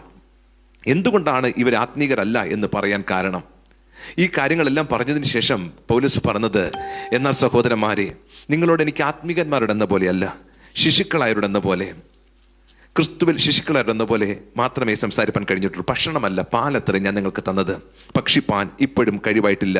ഇന്നും നിങ്ങൾ ജഡികന്മാരല്ലോ. ശ്രദ്ധിക്കണമേ, ആത്മീകൻ എന്ന വാക്കിന് അല്ലെങ്കിൽ ആത്മീകൻ ആരാണ് എന്ന് അറിയണമെങ്കിൽ ഞാൻ മുമ്പേ പറഞ്ഞതുപോലെ പുതിയ നിയമത്തിലെ നിയമം എന്താണെന്ന് തിരിച്ചറിയണം. ആ നിയമത്തിൻ്റെ ബേസിലാണ് ഒരുവൻ ആത്മീയനാണോ അല്ലയോ എന്ന് തിരിച്ചറിയുന്നത്. ഇപ്പോൾ നമ്മളൊരു വ്യക്തിയെ ആത്മീകൻ എന്ന് പറയുന്നത് അവൻ സഭയിൽ സ്ഥിരമായി പോകുന്നവൻ, സാക്ഷ്യം പ്രാപിച്ചവൻ, കർത്താവിനെ വിശ്വസിച്ച് പ്രാർത്ഥിക്കുകയും ആരാധിക്കുകയും അതേ സൽപ്രവൃത്തികൾ ചെയ്യുകയും ചെയ്യുന്ന അങ്ങനെയുള്ള ഒരു വ്യക്തിയെ നോക്കിയിട്ട് നമ്മൾ പറയും അവൻ ആത്മീകനാണ്. പുറമേയുള്ള പ്രവൃത്തികളെ നോക്കിയിട്ടാണ് ഒരു വ്യക്തി ആത്മീകനാണോ അല്ലയോ എന്ന് നമ്മൾ വിലയിരുത്തുന്നത്. എന്നാൽ ദൈവത്തിൻ്റെ വചനം ഒരാത്മീകന് കൊടുക്കുന്ന നിർവചനം എന്താണ് പുതിയ നിയമം? അത് നമ്മളുമായിട്ട് എങ്ങനെ ബന്ധപ്പെട്ടിരിക്കുന്നു? എനിക്ക് എങ്ങനെ ഉറപ്പിക്കാൻ പറ്റും കർത്താവ് വന്നാൽ ഞാൻ പോകുമോ ഇല്ലയോ എന്നിത്യാദി കാര്യങ്ങളാണ് നമ്മളിവിടെ സംസാരിക്കുന്നത്. ഞാൻ സൂചിപ്പിച്ചു 3 നിയമങ്ങളുണ്ട്. മനസ്സാക്ഷിയുടെ പ്രമാണം, പിന്നീട് വന്ന മോശമുഖാന്തരം വന്ന ന്യായപ്രമാണം, പിന്നീട് യേശുവിൽ കൂടെ വന്ന പുതിയ നിയമം. ഈ 3 നിയമങ്ങൾ എങ്ങനെ, അതിപ്പോൾ ഉണ്ടോ? ഏത് നിയമത്തിനാണ് ഞാൻ കീഴ്പ്പെട്ടിരിക്കുന്നത്? ഈ എന്നിത്യാദി വിഷയങ്ങളാണ് നമ്മൾ ചിന്തിക്കുന്നത്. പ്രിയമുള്ളവരെ, മനസ്സാക്ഷിയുടെ പ്രമാണം എല്ലാ മനുഷ്യരിലും ഉണ്ടായിരുന്നു. എന്നാൽ ഇസ്രായേലിനെ ദൈവം തിരഞ്ഞെടുത്തപ്പോൾ ഇസ്രായേൽ മക്കൾ അവർക്ക് വേണ്ടി ഈ 10 കൽപ്പനയും ഏകദേശം 613 ഉപപ്രമാണങ്ങളും അടങ്ങിയ പ്രമാണം കൊടുക്കുമ്പോൾ അവർക്ക് ഇതനുസരിക്കണമായിരുന്നു. എന്നാൽ അന്നും ജാതികളുണ്ട്. ആ ജാതികളുടെ അകത്ത് ഈ മനസാക്ഷിയായിരുന്നു അവരുടെ അകത്ത് പ്രമാണമായി കിടന്നത്. അങ്ങനെ മനസാക്ഷിയുടെ പ്രമാണ പ്രകാരവും ന്യായപ്രമാണ പ്രകാരവും ജീവിച്ച 2 കൂട്ടം ആൾക്കാരിൽ നിന്ന് ക്രിസ്തു വന്ന് അവൻ പുതിയ നിയമത്തിൻ്റെ മധ്യസ്ഥനായി ആ പ്രമാണത്തിലേക്കാണ് നമ്മളെ വിളിച്ച് വേർതിരിക്കുന്നത്. ഹല്ലേലൂയ. അങ്ങനെയാണെങ്കിൽ ആ പ്രമാണം ഏത്? അപ്പോൾ തന്നെ ചോദ്യമാണ്, ഈ മനസാക്ഷിയുടെ പ്രമാണത്തിനും ന്യായപ്രമാണത്തിനും എന്ത് സംഭവിച്ചു? ആ ന്യായപ്രമാണവും മനസാക്ഷിയുടെ പ്രമാണം ഇപ്പോഴുണ്ടോ? അങ്ങനെ ഉണ്ടെങ്കിൽ ഞാൻ അതിനെ കീഴ്പ്പെട്ടവനോ, അതോ ക്രിസ്തുവിൻ്റെ പ്രമാണത്തിലാണോ ഞാൻ ആയിരിക്കുന്നത്? അങ്ങനെയാണെങ്കിൽ ക്രിസ്തുവിൻ്റെ ന്യായപ്രമാണം അല്ലെങ്കിൽ ക്രിസ്തുവിൻ്റെ പ്രമാണം എന്ത്? ഇതറിയണമെങ്കിൽ റോമർക്ക് എഴുതിയ ലേഖനം 7-ാം അധ്യായം വായിക്കണം. റോമാലേഖനം 7-ാം അധ്യായത്തിൽ ഇങ്ങനെ കാണുന്നു: സഹോദരന്മാരെ, ന്യായപ്രമാണം അറിയുന്നവരോടല്ലോ ഞാൻ സംസാരിക്കുന്നത്. മനുഷ്യൻ ജീവനോടിരിക്കുന്ന കാലത്തൊക്കെയും ന്യായപ്രമാണത്തിന് അവന്റെ മേൽ അധികാരം ഉണ്ട് എന്ന് നിങ്ങൾ അറിയുന്നില്ലയോ? ഭർത്താവുള്ള സ്ത്രീ ജീവിച്ചിരിക്കുമ്പോൾ അവൾ വേറൊരു പുരുഷൻ്റെതായാൽ ഭർത്താവുള്ള സ്ത്രീ ജീവിച്ചിരിക്കുന്ന ഭർത്താവിനോട് ന്യായപ്രമാണത്താൽ ബന്ധിക്കപ്പെട്ടിരിക്കുന്നു. ഭർത്താവ് മരിച്ചാൽ അവൾ ഭർത്തൃ ന്യായപ്രമാണത്തിൽ നിന്ന് ഒഴിവുള്ളവളായി. ഭർത്താവ് ജീവിച്ചിരിക്കുമ്പോൾ അവൾ വേറെ പുരുഷൻ്റെതായാൽ വ്യഭിചാരിണി എന്ന് പേർ വരും. ഭർത്താവ് മരിച്ചുവെങ്കിലോ അവൾ വേറെ പുരുഷൻ്റെതായാൽ വ്യഭിചാരിണി എന്നു വരാതെ വണ്ണം ന്യായപ്രമാണത്തിൽ നിന്ന് സ്വതന്ത്രയാകുന്നു. അതുകൊണ്ട് സഹോദരന്മാരെ, നാം ദൈവത്തിന് ഫലം കഴിപ്പാൻ മരിച്ചിട്ട് ഉയർത്തെഴുന്നേറ്റവനായ വേറൊരുവനാകേണ്ടതിന് നിങ്ങളും ക്രിസ്തുവിൻ്റെ ശരീര മുഖാന്തരം ന്യായപ്രമാണ സംബന്ധമായി മരിച്ചിരിക്കുന്നു. നാം ജഡത്തിലായിരുന്നപ്പോൾ ന്യായപ്രമാണത്താൽ ഉളവായ പാപരാഗങ്ങൾ മരണത്തിന് ഫലം കഴിക്കത്തക്കവണ്ണം നമ്മുടെ അവയവങ്ങളിൽ വ്യാപരിച്ചു പോന്നു. ഇപ്പോഴോ നമ്മെ പിടിച്ചടക്കിയിരുന്ന ന്യായപ്രമാണം സംബന്ധിച്ച് മരിച്ചിരിക്കൊണ്ട് അക്ഷരത്തിൻ്റെ പഴക്കത്തിലല്ല, ആത്മാവിൻ്റെ പുതുക്കത്തിൽ തന്നെ സേവിക്കേണ്ടതിന് നാം ന്യായപ്രമാണത്തിൽ നിന്ന് ഒഴിവുള്ളവരായിരിക്കുന്നു. പ്രിയമുള്ളവരെ, ഇങ്ങനെ വായിച്ചാൽ നമുക്കൊന്നും മനസ്സിലാകത്തില്ല. അതിനകത്ത് കർത്താവ് തന്നെ അല്ലെങ്കിൽ പൗലോസ് ഒരു ഉപമ കൊടുത്തിട്ടുണ്ട്. ഒരു സ്ത്രീ, 2 പുരുഷന്മാർ. ഈ സ്ത്രീ ഒരാളെ വിവാഹം കഴിച്ചിട്ടുണ്ട്. ആ സ്ത്രീയും ആ ഭർത്താവും, അതുകൂടാതെ വേറൊരു പുരുഷനെ കാണിക്കുന്നു. വചനം പറയുന്നു, ഭർത്താവുള്ള സ്ത്രീ ജീവിച്ചിരിക്കുമ്പോൾ ഭർത്താവിനോട് ന്യായപ്രമാണത്താൽ ബന്ധിക്കപ്പെട്ടിരിക്കുന്നു. എന്നാൽ ഭർത്താവ് മരിച്ചു കഴിഞ്ഞാൽ ഈ സ്ത്രീ ന്യായപ്രമാണത്തിൽ നിന്ന് ഭർത്തൃ ന്യായപ്രമാണത്തിൽ നിന്ന് ഒഴിവുള്ളവളായി. ഇനി ഭർത്താവ് ജീവിച്ചിരിക്കുമ്പോൾ ഈ സ്ത്രീ വേറൊരു പുരുഷനായാൽ അവളെ വ്യഭിചാരിണി എന്ന് പേർ വരും. ഭർത്താവ് മരിച്ചുവെങ്കിലോ അവൾ വേറെ പുരുഷനായാൽ വ്യഭിചാരിണി എന്ന് പേർ വരാതെ വണ്ണം ന്യായപ്രമാണത്തിൽ നിന്ന് സ്വതന്ത്രയാകുന്നു. ഈ കാര്യങ്ങളാണ് ഇവിടെ രേഖപ്പെടുത്തിയിരിക്കുന്നത്. പലപ്പോഴും വിവാഹ സംബന്ധമായ കാര്യങ്ങളൊക്കെ പറയുമ്പോൾ ഈ വിഷയങ്ങൾ എടുത്തു പറയാറുണ്ട്. എന്നാൽ ഇവിടെ ഈ വിഷയം ഉപയോഗിച്ചിരിക്കുന്നത് ന്യായപ്രമാണത്തെക്കുറിച്ചും മനസാക്ഷിയുടെ പ്രമാണത്തെക്കുറിച്ചും പുതിയ നിയമത്തിൻ്റെ പ്രമാണത്തെക്കുറിച്ചുമുള്ള വിഷയത്തെ തെളിയിക്കുവാൻ വേണ്ടിയാണ് ഇവിടെ ഈ ഉപമ രേഖപ്പെടുത്തി വച്ചിരിക്കുന്നത്. വലിയ മർമ്മങ്ങളാണ് ഈ അധ്യായത്തിൽ, ഈ പാരഗ്രാഫിൽ ഒളിഞ്ഞു കിടക്കുന്നത്. അത് നിങ്ങളുമായി പങ്കുവെക്കുവാൻ ആഗ്രഹിക്കുന്നു. പ്രിയമുള്ളവരെ, ഈ കഥ ഒന്നും കൂടെ വിശദമായി പറയാം. ഇവിടെ ഒരു സ്ത്രീയും 2 പുരുഷന്മാരുമുണ്ട്. ഈ സ്ത്രീ ഒരാളെ വിവാഹം കഴിച്ചിട്ടുണ്ട്. ആ വിവാഹം കഴിച്ച ആ വിവാഹ ജീവിതത്തിൽ ആ സ്ത്രീ അത്ര ഹാപ്പിയല്ല. കാരണം തൻ്റെ ഭർത്താവ് ഭയങ്കര സ്ട്രിക്റ്റ് ആണ്. 7 മണിക്ക് ചായ വേണമെന്ന് പറഞ്ഞാൽ 7 മണിക്ക് ചായ കൊടുത്തിരിക്കണം. 7:05 ആയാൽ പ്രശ്നമാണ്. എല്ലാത്തിനും നിയമമുണ്ട്. ഭർത്താവ് കൽപ്പിക്കുകയുള്ളൂ, ഈ സ്ത്രീ എല്ലാം ചെയ്യണം. ഇനി എന്തെങ്കിലും തെറ്റിച്ചാൽ ശിക്ഷയുണ്ട്. ഈ ഭർത്താവൊട്ട് ഈ ഭാര്യയെ സഹായിക്കത്തുമില്ല. ഇങ്ങനെ ഈ ജീവിതത്തിൽ വളരെ ഭാരപ്പെട്ട് കഴിഞ്ഞപ്പോൾ, ഹല്ലേലൂയ, ഈ ജീവിതത്തിൽ വളരെ വിഷമിച്ചു കഴിഞ്ഞപ്പോൾ ഒരിക്കൽ ഈ സ്ത്രീ മാർക്കറ്റിൽ പോയപ്പോൾ താൻ വേറെ പുരുഷനെ കണ്ടു. ഈ സ്ത്രീക്ക് ആക്ച്വലി ഹാപ്പി ആയിരുന്നില്ല ആ കുടുംബജീവിതത്തിൽ. മറ്റൊരു പുരുഷനെ കണ്ടു.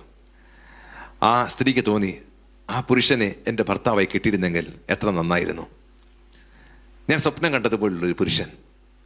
തൻ്റെ ആഗ്രഹം മറച്ചു വെച്ചില്ല. താൻ നേരെ ആ പുരുഷൻ്റെ അടുക്കൽ ചെന്ന് ചോദിച്ചു, താങ്കൾ എനിക്ക് വിവാഹം കഴിച്ചാൽ കൊള്ളാം.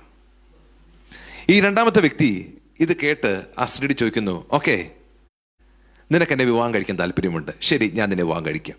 പക്ഷേ ചോദ്യമുണ്ട്, നീ വിവാഹിതയാണോ? ഉടനെ ആ സ്ത്രീ പറഞ്ഞു, അതെ, ഞാൻ വിവാഹിതയാ. അപ്പോൾ രണ്ടാമത്തെ പുരുഷൻ പറഞ്ഞു, നീ വിവാഹിതയായ സ്ഥിതിക്ക് ഞാൻ നിന്നെ വിവാഹം കഴിച്ചാൽ നീ വ്യഭിചാരിണി എന്ന് പേർ വരും. അപ്പോൾ ആ സ്ത്രീ ചോദിച്ചു, പിന്നെ എനിക്ക് താങ്കളെ എങ്ങനെ വിവാഹം കഴിക്കാൻ പറ്റും? നിനക്ക് എന്നെ വിവാഹം കഴിക്കണമെങ്കിൽ നിന്റെ ഭർത്താവ് മരിക്കട്ടെ. നിന്റെ ഭർത്താവ് മരിച്ചാൽ നീ ഭർതൃ ന്യായപ്രമാണത്തിൽ നിന്ന് സ്വതന്ത്രയാ. പിന്നെ നിനക്ക് എന്നെ വിവാഹം കഴിക്കാൻ പറ്റും. ആ സ്ത്രീക്ക് വളരെയധികം ആകാംക്ഷയായി. ചോദിച്ചു, എൻ്റെ ഭർത്താവ് എപ്പോൾ മരിക്കും? ആ സ്ത്രീക്ക് ഇപ്പോൾ ഒറ്റ ആഗ്രഹമുള്ളൂ, തൻ്റെ ഭർത്താവ് മരിച്ചാൽ എനിക്ക് ഈ പുരുഷനെ വിവാഹം കഴിക്കാം. ചോദ്യം ഇതാണ്, എൻ്റെ ഭർത്താവ് എപ്പോൾ മരിക്കും?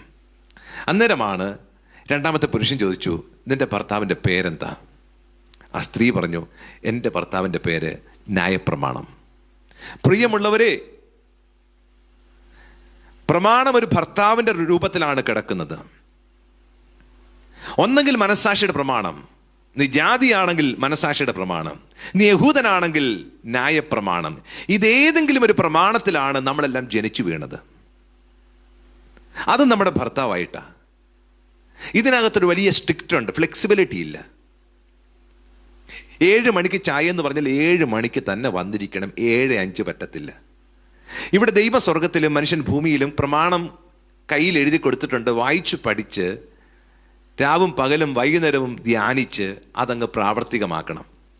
അത് പ്രാവർത്തികമാക്കുന്നത് സ്വന്തം ശക്തിയാലാണ്, മറ്റൊരാളുടെ സഹായമില്ല. ഭർത്താവ് അവിടെ മാറി നിൽക്കുകയുള്ളൂ. ലംഘിച്ചാൽ ശിക്ഷ. ഇതായിരുന്നു മനസ്സാക്ഷിയുടെ പ്രമാണവും ന്യായപ്രമാണവും നമ്മളിൽ ചെലുത്തിയ സ്വാധീനം. അങ്ങനെ ഇരുന്നപ്പോഴാണ് മൂന്നാമതൊരു വ്യക്തി, അല്ലെങ്കിൽ രണ്ടാമതൊരു വ്യക്തി, ആ വ്യക്തി മറ്റാരുമല്ല, യേശുവാ. അപ്പൊ ആ യേശുവിന്റെ അടുക്കൽ വന്നപ്പോൾ ഈ യേശുവിന് എൻ്റെ ഭർത്താവായി കിട്ടിയിരുന്നെങ്കിൽ നന്നായിരുന്നു ആഗ്രഹിച്ചു. അങ്ങനെ അദ്ദേഹത്തെ വിവാഹം കഴിക്കാൻ വേണ്ടി നമ്മൾ ചെന്നു. യേശുവേ, എനിക്ക് താങ്കൾ വിവാഹം കഴിച്ചാൽ കൊള്ളാമെന്നുണ്ട്. അപ്പോൾ ഉടനെ ഒരു മറുചോദ്യമാണ്, നീ വിവാഹിതയാണോ? അതെ, ഞാൻ വിവാഹിതയാണ്. ഭർത്താവിന്റെ പേരെന്താ? ഒന്നെങ്കിൽ ന്യായപ്രമാണം അല്ലെങ്കിൽ മനസ്സാക്ഷിയുടെ പ്രമാണം. നീ ഒരു പ്രമാണത്തിന്റെ കീഴിൽ കിടക്കുമ്പോൾ നിനക്ക് മറ്റൊരു പുരുഷന്റെ ഭാര്യയായി തീരുവാൻ അവകാശമില്ല. അങ്ങനെ ഉണ്ടെങ്കിൽ വ്യഭിചാരിണി എന്ന് പേർ വരും. അന്നേരമാണ് ചോദിക്കുന്നത്, ഇങ്ങനെ ഓൾറെഡി എൻ്റെ മേൽ ഒരു പ്രമാണം കിടക്കുന്നു, അത് മനസ്സാക്ഷിയുടെ പ്രമാണമോ അതോ ന്യായപ്രമാണമോ, ഏതെങ്കിലും ഒരു പ്രമാണം എൻ്റെ ഭർത്താവായിരിക്കുമ്പോഴാണ് ഞാൻ യേശുവിൻ്റെ അടുക്കിലേക്ക് വരുന്നത്. അവിടെ യേശുവിനെ വിവാഹം കഴിക്കാൻ ആഗ്രഹിക്കുമ്പോൾ ഓൾറെഡി ഒരു ഭർത്താവുണ്ട്. 2 ഭർത്താക്കന്മാർ പാടില്ല, ഒരു ഭർത്താവേ പാടുള്ളൂ. അന്നേരമാണ് പറഞ്ഞത്, നിന്റെ ഭർത്താവ് മരിക്കട്ടെ. നിന്റെ ഭർത്താവ് മരിച്ചാൽ നിനക്ക് ഈസി ആയിട്ട് മറ്റൊരാളുടെ ഭാര്യയായി അല്ലെങ്കിൽ ഈ പുതിയ നിയമത്തിന്റെ പ്രമാണത്തിലേക്ക് കയറാൻ പറ്റും. പക്ഷെ ഇവിടെ ഒരു പ്രശ്നമുണ്ട്. ഈ രണ്ടാമത്തെ വ്യക്തി ചോദിക്കുന്നു, നിന്റെ ഭർത്താവിന്റെ പേരെന്താ? ന്യായപ്രമാണം അല്ലെ മനസ്സാക്ഷിയുടെ പ്രമാണം? ഉടനെ രണ്ടാമത്തെ വ്യക്തി പറഞ്ഞു, നിന്റെ ഭർത്താവ് ഒരിക്കലും മരിക്കത്തില്ല. പ്രിയമുള്ളവരെ, ഇവിടെയാണ് ഒരു പ്രശ്നം. ന്യായപ്രമാണവും മനസ്സാക്ഷിയുടെ പ്രമാണവും മരിക്കുന്നില്ല, അത് ജീവനോടെയുണ്ട്. ആകാശം മാറിയാലും ഭൂമി മാറിപ്പോയാലും ന്യായപ്രമാണത്തിനൊരു വള്ളിയും പുള്ളിയും മാറിപ്പോകത്തില്ല. ദേഹി ഉള്ളിടത്തോളം കാലം മനസ്സാക്ഷിയുടെ പ്രമാണമുണ്ട്. ഹല്ലേലൂയ. ഇസ്രായേൽ ഉള്ളിടത്തോളം കാലം ന്യായപ്രമാണമുണ്ടെന്നേ. ന്യായപ്രമാണത്തിന് മാറ്റമില്ല, മനസ്സാക്ഷിയുടെ പ്രമാണവും മാറ്റമില്ല. ഇവ മരിക്കത്തില്ല, ഇത് സ്ഥിരമത്രേ. Total confusion. അതായത് ഈ സ്ത്രീക്ക് രണ്ടാമത്തെ വ്യക്തി വിവാഹം കഴിക്കുകയും വേണം, എന്നാൽ ആദ്യത്തെ ഭർത്താവ് ജീവനോട് ഇരിക്കുന്നത് കൊണ്ട് തനിക്ക് രണ്ടാമത്തെ വ്യക്തി വിവാഹം കഴിക്കാൻ പറ്റത്തില്ല. ആദ്യത്തെ ഭർത്താവ് എപ്പോൾ മരിക്കുമെന്നുള്ള ചിന്തയായി. അപ്പൊ രണ്ടാമത്തെ വ്യക്തി പറഞ്ഞു, ന്യായപ്രമാണമാണ് നിന്റെ ഭർത്താവ് എന്നതുകൊണ്ട് അതൊരിക്കലും മരിക്കത്തില്ല. പിന്നെ എങ്ങനെ ഈ സ്ത്രീക്ക് അദ്ദേഹത്തെ വിവാഹം കഴിക്കാൻ പറ്റും? അവിടെയാണ് യേശു ഒരു പോംവഴി പറഞ്ഞു കൊടുത്തത്. പ്രിയമുള്ളവരെ, വിവാഹം 2 പേർ തമ്മിലുള്ള ഉഭയസമ്മതത്തിലാണ് സംഭവിക്കുന്നത്. ഭാര്യയും ഭർത്താവും തമ്മിൽ തിരഞ്ഞെടുക്കുന്ന അല്ലെങ്കിൽ ഒരു ഉഭയസമ്മതം. ഇതിൽ നമ്മൾ പറഞ്ഞു വെക്കുമ്പോൾ ഇങ്ങനെയാണ്, മരണം വരെ. ഏത് വിവാഹ ബന്ധവും മരണം വരെയേ ഉള്ളൂ. മരണത്താൽ ഈ വിവാഹത്തിന്റെ ചരട് പൊട്ടുകയാ സംഭവിക്കുന്നത്. മരണത്തോടുകൂടി ആ ഉഭയസമ്മതത്തിലെ കരാർ ബ്രേക്ക് ആകുക. ഹല്ലേലൂയ. ഇവിടെ ഭർത്താവിന് മരിക്കാൻ പറ്റത്തില്ല, അതെന്നേക്കുമുണ്ട്. പക്ഷെ ഒരു വഴി പറഞ്ഞു കൊടുത്തു, 2 പേരിൽ ഒരാൾ മരിച്ചാൽ മതി. ഭർത്താവിനല്ലേ മരിക്കാൻ പറ്റത്തില്ലാത്തതുള്ളൂ, ഭാര്യയ്ക്ക് മരിക്കാമല്ലോ. ഭാര്യയ്ക്ക് മരിച്ചിട്ട് ഉയർത്തെഴുന്നേൽക്കാമല്ലോ. അതാണ് 4-ാം വാക്യം പറയുന്നത്. അതുകൊണ്ട് സഹോദരന്മാരെ, നാം ദൈവത്തിന് ഫലം കൈപ്പാൻ മരിച്ചിട്ട് ഉയർത്തെഴുന്നേറ്റവനായ വേറെ ഒരുവന്, ആ വാക്ക് ശ്രദ്ധിച്ച്, വേറെ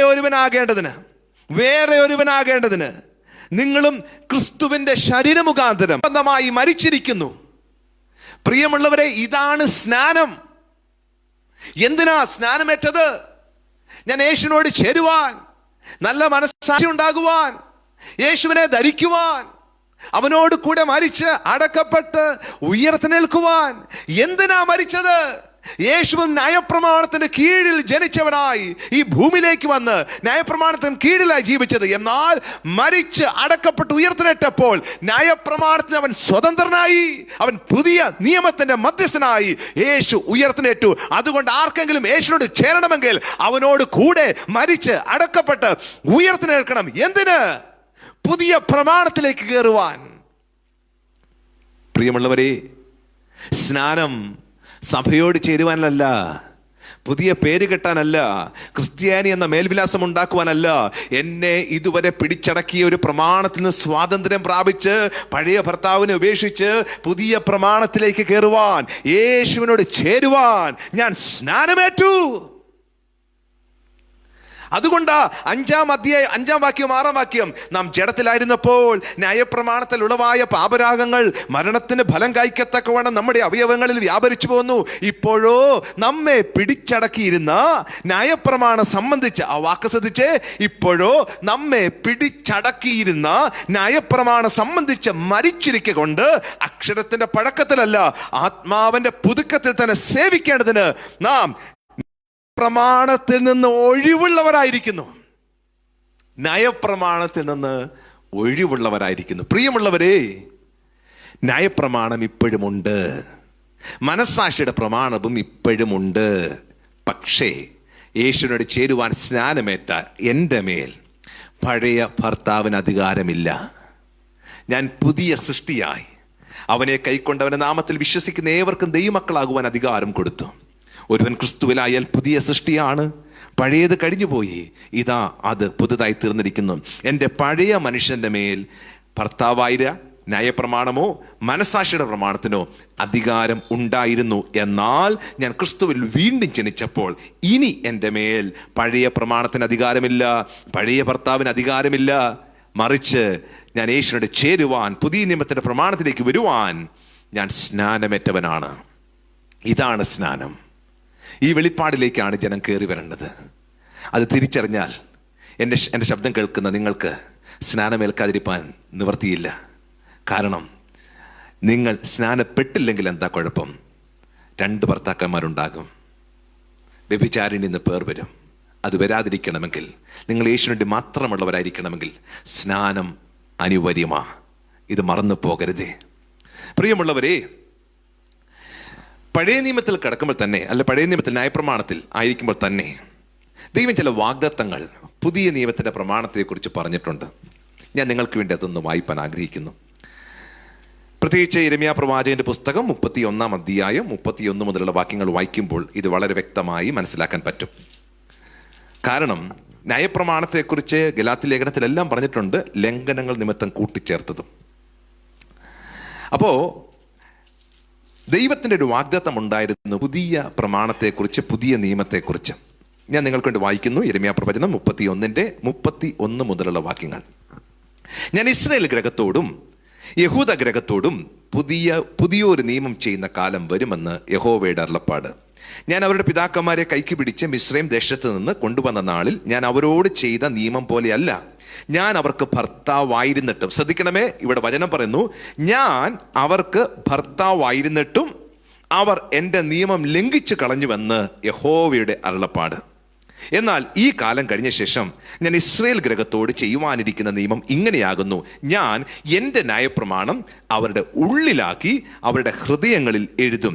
ഞാൻ അവർക്ക് ദൈവമായും അവർ എനിക്ക് ജനമായും ഇരിക്കുമെന്ന് യഹോവയുടെ അരുളപ്പാട്. ഇനി അവരിൽ ആരും തൻ്റെ കൂട്ടുകാരനെയും തൻ്റെ സഹോദരനെയും യഹോവയെ അറിയുക എന്ന് ഉപദേശിക്കില്ല. അവർ ആബാലവൃദ്ധം എല്ലാവരും എന്നെ അറിയും. ഞാൻ അവരുടെ അകൃത്യം മോചിക്കും, അവരുടെ പാപം ഇനി ഓർക്കുകയും ഇല്ല. ഹല്ലേലൂയ. യിരെമ്യാവിൽ കൂടെ, പ്രവാചകനായി യിരെമ്യാവ് താൻ ന്യായപ്രമാണത്തിന്റെ കീഴിലാണ്, പക്ഷേ ആ പ്രവാചകനിൽ കൂടെ നമുക്ക് വേണ്ടി ദൈവം സംസാരിക്കുന്നു. ഞാൻ പുതിയൊരു നിയമം ചെയ്യുന്ന കാലം വരും. അവരുടെ പിതാക്കന്മാരെ കൈക്ക് പിടിച്ച് മിസ്രയീം ദേശത്ത് നിന്ന് കൊണ്ടുവന്ന നാളിൽ ഞാൻ അവരോട് ചെയ്ത നിയമം പോലെ അല്ല. ഞാൻ അവർക്ക് ഭർത്താവായിരുന്നിട്ടും അവർ എൻ്റെ പ്രമാണം ലംഘിച്ചു കളഞ്ഞു, നിയമം ലംഘിച്ചു കളഞ്ഞു. എന്നാൽ ഈ കഴിഞ്ഞ ശേഷം ഞാൻ ഇസ്രായേൽ ഗൃഹത്തോട് ചെയ്യുവാനിരിക്കുന്ന നിയമം ഇങ്ങനെയാകുന്നു, ഞാൻ എൻ്റെ ന്യായപ്രമാണം അവരുടെ ഉള്ളിലാക്കി അവരുടെ ഹൃദയങ്ങളിൽ എഴുതുമെന്ന്. ഞാൻ അവരുടെ പാപം ഇനി ഓർക്കയില്ലെന്ന്. അവാൽ വൃദ്ധം ജനം എന്നെ അറിയുമെന്ന്. ഇത് തന്നെയാണ് എബ്രായർക്ക് എഴുതിയ ലേഖനത്തിൽ പൗലോസ് എടുത്ത് ഉദ്ധരിച്ചുകൊണ്ട് 8-ാം അധ്യായത്തിലാണ് എബ്രായർക്ക് എഴുതിയ ലേഖനത്തിൽ ഇതേ വാക്യം തന്നെ രേഖപ്പെടുത്തിയിരിക്കുന്നു. എബ്രായർ 8:7 തൊട്ട് വായിപ്പാൻ ആഗ്രഹിക്കുന്നു. ഒന്നാമത്തെ നിയമം കുറവില്ലാത്തതായിരുന്നുവെങ്കിൽ രണ്ടാമത്തതിന് ഇടം അന്വേഷിക്കില്ലായിരുന്നു. എന്നാൽ അവൻ അവരെ ആക്ഷേപിച്ചുകൊണ്ട് അരുളി ചെയ്തത്, ഞാൻ ഇസ്രായേൽ ഗൃഹത്തോടും യഹൂദ ഗൃഹത്തോടും പുതിയൊരു നിയമം ചെയ്യുന്ന കാലം വരുമെന്ന് കർത്താവിന്റെ അരുളപ്പാട്. ഞാൻ അവരുടെ പിതാക്കന്മാരെ കൈക്ക് പിടിച്ച് മിസ്രയീം ദേശത്തു നിന്ന് കൊണ്ടുവന്ന നാളിൽ ഞാൻ അവരോട് ചെയ്ത നിയമം പോലെ അല്ല, അവർ എൻ്റെ നിയമത്തിൽ നിലനിന്നില്ല, ഞാൻ അവരെ ആദരിച്ചതുമില്ല എന്ന് കർത്താവിന്റെ അരുളപ്പാട്. ഈ കാലം കഴിഞ്ഞ ശേഷം നമ്മൾ മുമ്പേ വായിച്ചത് തന്നെയാണ് ഇവിടെ രേഖപ്പെടുത്തിയത്. പുതിയതെന്ന് പറയുന്നതിനാൽ ആദ്യത്തേതിനെ പഴയതാക്കിയിരിക്കുന്നു, എന്നാൽ പഴയതാകുന്നതും ജീർണിക്കുന്നതും എല്ലാം നീങ്ങിപ്പോകുവാൻ അടുത്തിരിക്കുന്നു. പ്രിയമുള്ളവരെ, ഇവിടെ ദൈവത്തിന്റെ വചനം പറയുന്നു, ഒന്നാമത്തെ നിയമം കുറവില്ലാത്തതായിരുന്നുവെങ്കിൽ രണ്ടാമത്തേതിന് ഇടം അന്വേഷിക്കില്ലായിരുന്നു, എന്നാൽ അവൻ അവരെ ആക്ഷേപിച്ചുകൊണ്ടാണ് ഈ കാര്യങ്ങൾ പറയുന്നതെന്ന്. ഇതെല്ലാം പുതിയ നിയമത്തെക്കുറിച്ചുള്ള സൂചനകളാണ്. ഇവിടെയും നമ്മൾ പുതിയ നിയമത്തിന്റെ നിയമം എന്താണെന്ന് പറഞ്ഞിട്ടില്ല. 10-ാം അധ്യായത്തിലേക്കൊക്കെ വരുമ്പോൾ അതിൻ്റെ 9-ാം വാക്യം തൊട്ട് വായിക്കുന്നു. 10-ാം എബ്രായർക്ക് എഴുതിയ ലേഖനം 10:9, ഞാൻ നിന്റെ ഇഷ്ടം ചെയ്യുവാൻ വരുന്നു എന്ന് പറഞ്ഞുകൊണ്ട് അവൻ രണ്ടാമത്തതിനെ സ്ഥാപിക്കുവാൻ ഒന്നാമത്തതിനെ നീക്കിക്കളയുന്നു. ആ ഇഷ്ടത്തിൽ നാം യേശുക്രിസ്തു ഒരിക്കലായി കഴിച്ച ശരീരയാഗത്താൽ വിശുദ്ധീകരിക്കപ്പെട്ടിരിക്കുന്നു. ഏത് പുരോഹിതനും അതിൻ്റെ 14-ാം വാക്യം, ഏകയാഗത്താൽ അവൻ വിശുദ്ധീകരിക്കപ്പെടുന്നവർക്ക് സദാകാലത്തേക്കും സൽഗുണപൂർത്തി വരുത്തിയിരിക്കുന്നു. അത് പരിശുദ്ധാത്മാവും നമ്മോട് സാക്ഷീകരിക്കുന്നു. ഈ കാലം കഴിഞ്ഞ ശേഷം ഞാൻ അവരോട് ചെയ്യുവാനിരിക്കുന്ന നിയമം ഇങ്ങനെയാകുന്നു, എൻ്റെ ന്യായപ്രമാണം അവരുടെ ഉള്ളിലാക്കി അവരുടെ ഹൃദയങ്ങളിൽ എഴുതുമെന്ന്. ഹല്ലേലൂയ. ഞാൻ എൻ്റെ പ്രമാണം അവരുടെ ഉള്ളിലാക്കി അവരുടെ ഹൃദയങ്ങളിൽ എഴുതുമെന്നാണ് ഇവിടെ ദൈവത്തിന്റെ വചനം. അവരുടെ പാവങ്ങളെയും അകൃത്യങ്ങളെയും ഞാൻ ഇനി ഓർക്കുകയുമില്ല എന്ന് അരുളി ചെയ്യുന്നത്. എന്നാൽ ഇവിടെ മോചനമുള്ളിടത്ത് ഇനി മേൽ പാപങ്ങൾക്ക് വേണ്ടി ഒരു യാഗവും ആവശ്യമില്ല എന്നാണ് ഇവിടെ രേഖപ്പെടുത്തിയിരിക്കുന്നത്. ഇവിടെ എല്ലാം പുതിയ നിയമത്തെക്കുറിച്ചുള്ള പരാമർശമാണ് നമുക്ക് കാണുവാൻ കഴിയുന്നത്. പ്രിയമുള്ള, ഹല്ലേലൂയ. പുതിയ നിയമത്തിനകത്തൊരു നിയമമുണ്ട്. ആ നിയമത്തെക്കുറിച്ച് ഇരമ്യാവിൽ കൂടെ അന്നേ വാഗ്ദത്തമുണ്ട്. ഇരമ്യാവിൽ മാത്രമല്ല, യെഹെസ്കേലിൽ കൂടെ വാഗ്ദത്തമുണ്ട്. അന്നാളിൽ ഞാൻ നിങ്ങളുടെ കല്ലായിട്ടുള്ള ഹൃദയം മാറ്റി മാംസമായൊരു ഹൃദയം തരും, ഞാൻ എൻ്റെ ആത്മാവിനെ നിങ്ങളുടെ ഉള്ളിലാക്കും, നിങ്ങൾ എൻ്റെ ചട്ടങ്ങളെയും വിധികളെയും പ്രമാണിച്ച് നടക്കുമെന്ന്. യെഹെസ്കേൽ പ്രവചനം 36:26-27. യെഹെസ്കേൽ പ്രവചനം 11-ാം അധ്യായത്തിന്റെ 19-ാം വാക്യത്തിൽ ഇതെല്ലാം നമുക്കവിടെ കാണുവാൻ കഴിയും. പ്രിയമുള്ളവരെ, അങ്ങനെയാണെങ്കിൽ എന്താണ് ഈ പുതിയ നിയമം? ഈ പുതിയ നിയമം ഞാനുമായിട്ട് എങ്ങനെ കണക്റ്റഡ് ആണ്? എന്താണ് ദൈവം ഉദ്ദേശിക്കുന്നത്?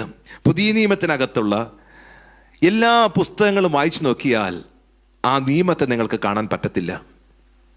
പ്രിയമുള്ളവരെ, പണ്ട് കല്ലിൽ അക്ഷരമായി കൊത്തിക്കൊടുത്ത പ്രമാണം, പിന്നീട് വാമൊഴിയെ പറഞ്ഞത് എഴുതിയെടുത്ത പ്രമാണം, ആ പ്രമാണങ്ങളെല്ലാം നമുക്ക് വായിച്ചെടുക്കാൻ പറ്റുമായിരുന്നു. മോശയുടെ പുസ്തകങ്ങളിൽ ഈ പറഞ്ഞ പ്രമാണങ്ങളെല്ലാം കാണാൻ കഴിയുമായിരുന്നു. അന്ന് ദൈവം സീനായി പർവ്വതത്തിൽ വെച്ച് വായിക്കത്തക്ക നിലവാരത്തിൽ നിയമത്തെ കൊടുത്തെങ്കിൽ, പിന്നീട് ദൈവത്തിൻ്റെ വാഗ്ദത്തം, ഇനി ഞാൻ പുതിയൊരു നിയമം ചെയ്യുന്ന കാലം വരും. ആ നിയമം പുസ്തകത്തിൽ എഴുതി തരാമെന്നല്ല, കല്ലിൽ എഴുതി വെക്കാമെന്നല്ല, മറിച്ച് ആ നിയമം ഞാൻ നിങ്ങളുടെ ഉള്ളിലാക്കും. ഞാൻ നിങ്ങളുടെ ഉള്ളിലാക്കും, നിങ്ങളുടെ ഹൃദയങ്ങളിൽ ഞാൻ എഴുതും. അതുകൊണ്ടാണ് ഈ പുസ്തകത്തിൽ ആ നിയമത്തെ വായിച്ചറിയാൻ പറ്റാത്തത്. പുതിയ നിയമത്തിനകത്തുള്ള നിയമത്തെ പുസ്തകത്തിൽ വായിച്ചറിയാൻ പറ്റത്തില്ല. ആ നിയമം പുസ്തകത്തിൽ നിന്ന് 1, 2, 3, 4, 5, 6 എന്ന് പറഞ്ഞ് എഴുതി വച്ചിട്ടില്ല. കാരണം ദൈവത്തിന്റെ വാഗ്ദത്തം അത് ഉള്ളിൽ തരാമെന്ന, ഹൃദയങ്ങളിൽ എഴുതാമെന്ന.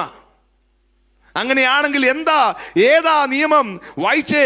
റോമർക്കെഴുതിയ ലേഖനം 8-ാം അധ്യായം 1, 2 വാക്യങ്ങൾ വായിക്കുമ്പോൾ ഈ നിയമത്തെക്കുറിച്ച് അവിടെ കാണുവാൻ കഴിയും.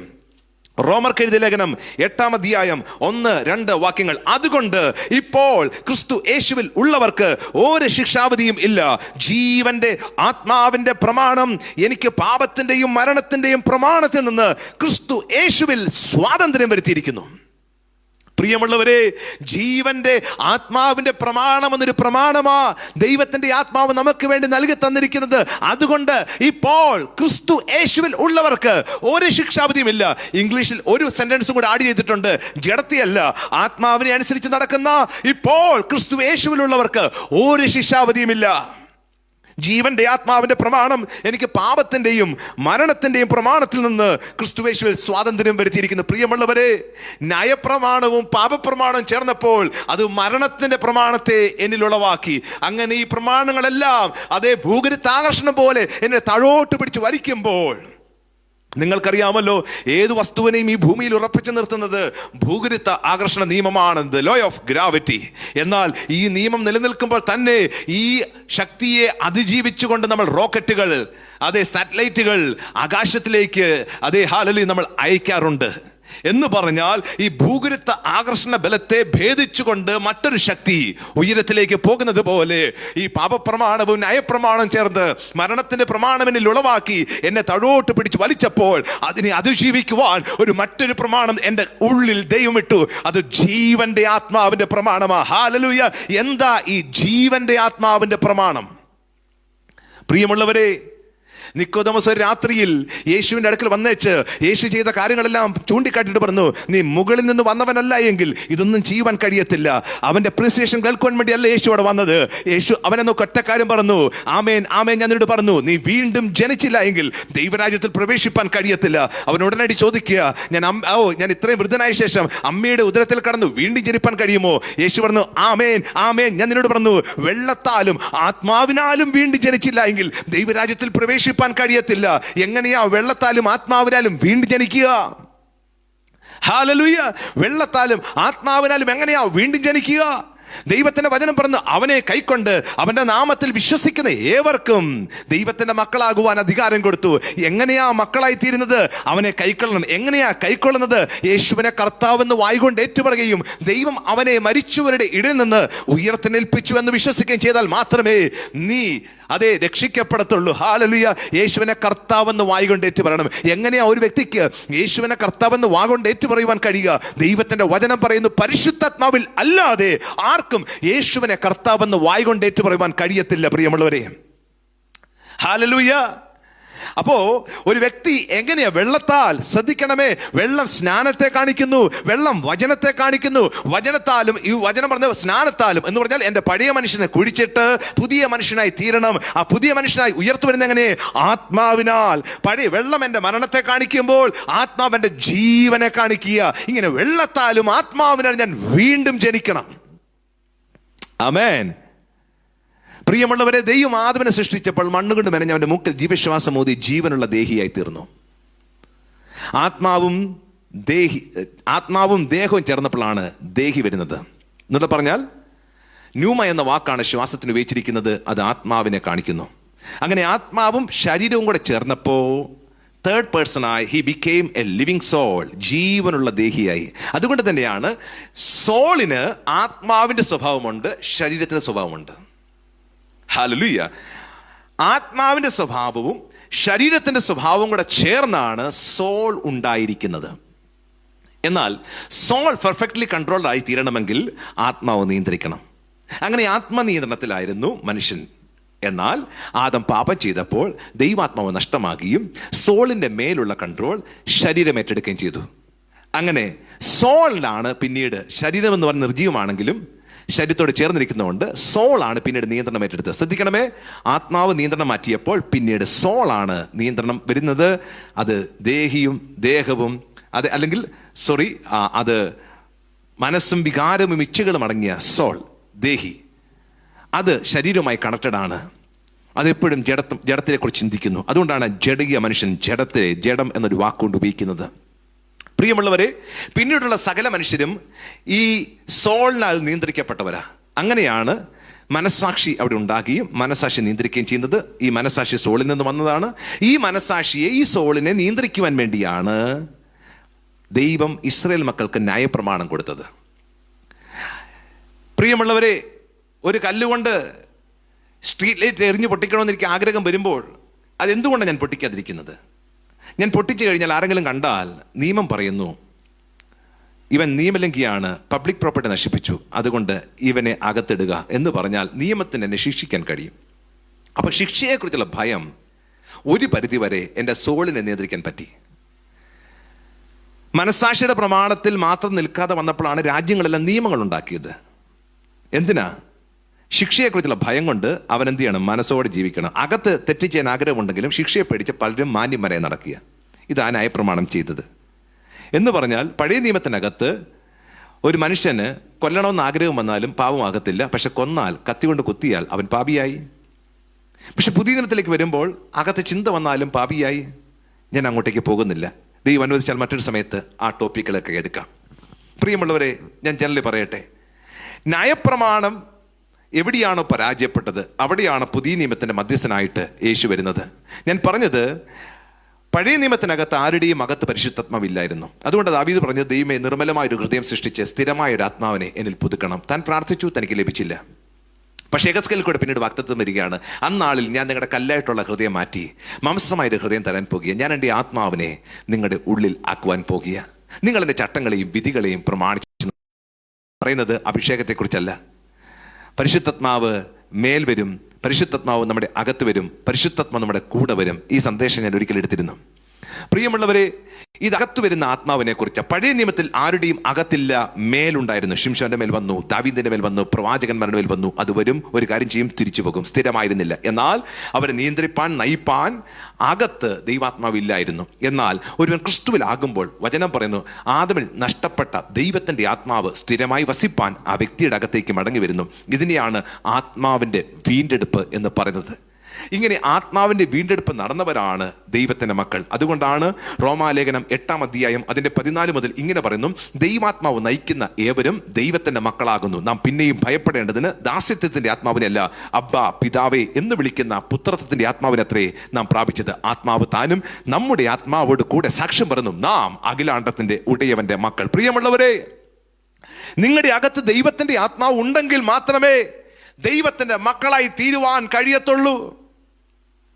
ഈ ആത്മാവ് ഒരു പ്രമാണമായിട്ടാണ് അകത്ത് വന്നത്. ഒന്നുകൂടെ പറഞ്ഞാൽ, ഈ ദൈവവചനം ദൈവത്തിന്റെ കൈവിരൽ കൂടിയല്ലേ ന്യായപ്രമാണം കൊടുത്തത്? ആ ദൈവത്തിന്റെ കൈവിരൽ, the finger of God is. Hallelujah. പഴയ നിയമത്തിനകത്ത് ദൈവത്തിന്റെ ആത്മാവിനെ തന്നെയാണ് ഈ വചനം കൊടുത്തത്. പക്ഷെ ഒരു വിഷയം, ദൈവത്തിന്റെ ആത്മാവ് പുറത്തായിരുന്നു, ആരുടെയും അകത്തില്ലായിരുന്നു. അവൻ തനിയെ വേണം അത് വായിച്ച് പഠിച്ച് ചെയ്യുവാൻ. എന്നാൽ പുതിയ നിയമത്തിനകത്തെ പ്രത്യേകത, പ്രമാണം കൊടുത്ത ദൈവം തന്നെ, പരിശുദ്ധാത്മാവ് തന്നെ നമ്മുടെ അകത്ത് വരിക സഹായകനായിട്ട്. ആ ആത്മാവിനെ അനുസരിച്ചാൽ മാത്രമേ ഈ ദൈവവചനത്തെ എനിക്ക് അനുസരിപ്പാൻ പറ്റത്തുള്ളൂ. ഈ ദൈവവചനം എന്നെ നിത്യത്തിലെത്തിപ്പാൻ വേണ്ടിയുള്ള സകല കാര്യങ്ങളും രേഖപ്പെടുത്തിയിരിക്കുന്നത്. പക്ഷെ പ്രമാണം ഇതല്ല. പ്രമാണം ആത്മാവിന്റെ പ്രമാണമാണ്. എന്ന് പറഞ്ഞാൽ എൻ്റെ അകത്ത് വന്നിരിക്കുന്ന ദൈവത്തിന്റെ നടക്കുക, ഇതാണ് പ്രമാണം. ഈ ആത്മാവ് തന്നെയാണ് ഈ വചനങ്ങളെല്ലാം രേഖപ്പെടുത്തിയിരിക്കുന്നത്. അതുകൊണ്ട് ആത്മാവിനെ അനുസരിക്കുന്നവൻ ദൈവവചനത്തെ അനുസരിക്കും. എന്നാൽ ആത്മാവിന്റെ ശബ്ദം കേൾക്കുവാൻ കഴിയുന്നില്ലെങ്കിൽ അവൻ എങ്ങനെ അനുസരിപ്പാൻ പറ്റും? പ്രിയമുള്ളവരെ, ദൈവത്തിന്റെ വചനം കൊരിന്ത്യ ലേഖനത്തിനകത്ത് ആത്മീകരല്ല എന്ന് പറയാൻ കാരണം, അവർ സകല വചനത്തിലും പരിജ്ഞാനത്തിലും സമ്പന്നരാണ്, അപ്പോൾ തന്നെ സകല കൃപാവരങ്ങൾ സമ്പന്നരാണ്. അങ്ങനെ അവര് എല്ലാവരും കർത്താവിന്റെ പ്രത്യക്ഷതയ്ക്ക് വേണ്ടി കാത്തിരിക്കുന്നവരാണ്. പക്ഷെ അവർക്കൊരു കുഴപ്പമുണ്ടായിരുന്നു, അവർക്ക് ആത്മാവിന്റെ പ്രമാണത്തെക്കുറിച്ചൊരു വെളിപ്പാടില്ലായിരുന്നു. അങ്ങനെ ദൈവത്തിന്റെ ആത്മാവിന്റെ വെളിപ്പാട് അവർക്ക് വരാത്തത് കൊണ്ടാണ് അവർ ജഡത്തിൽ ആശ്രയിച്ച് ജീവിച്ചത്. അവരെ നിയന്ത്രിച്ചതും നയിച്ചതും അവരുടെ ജഡമായിരുന്നു. ഹല്ലേലൂയ.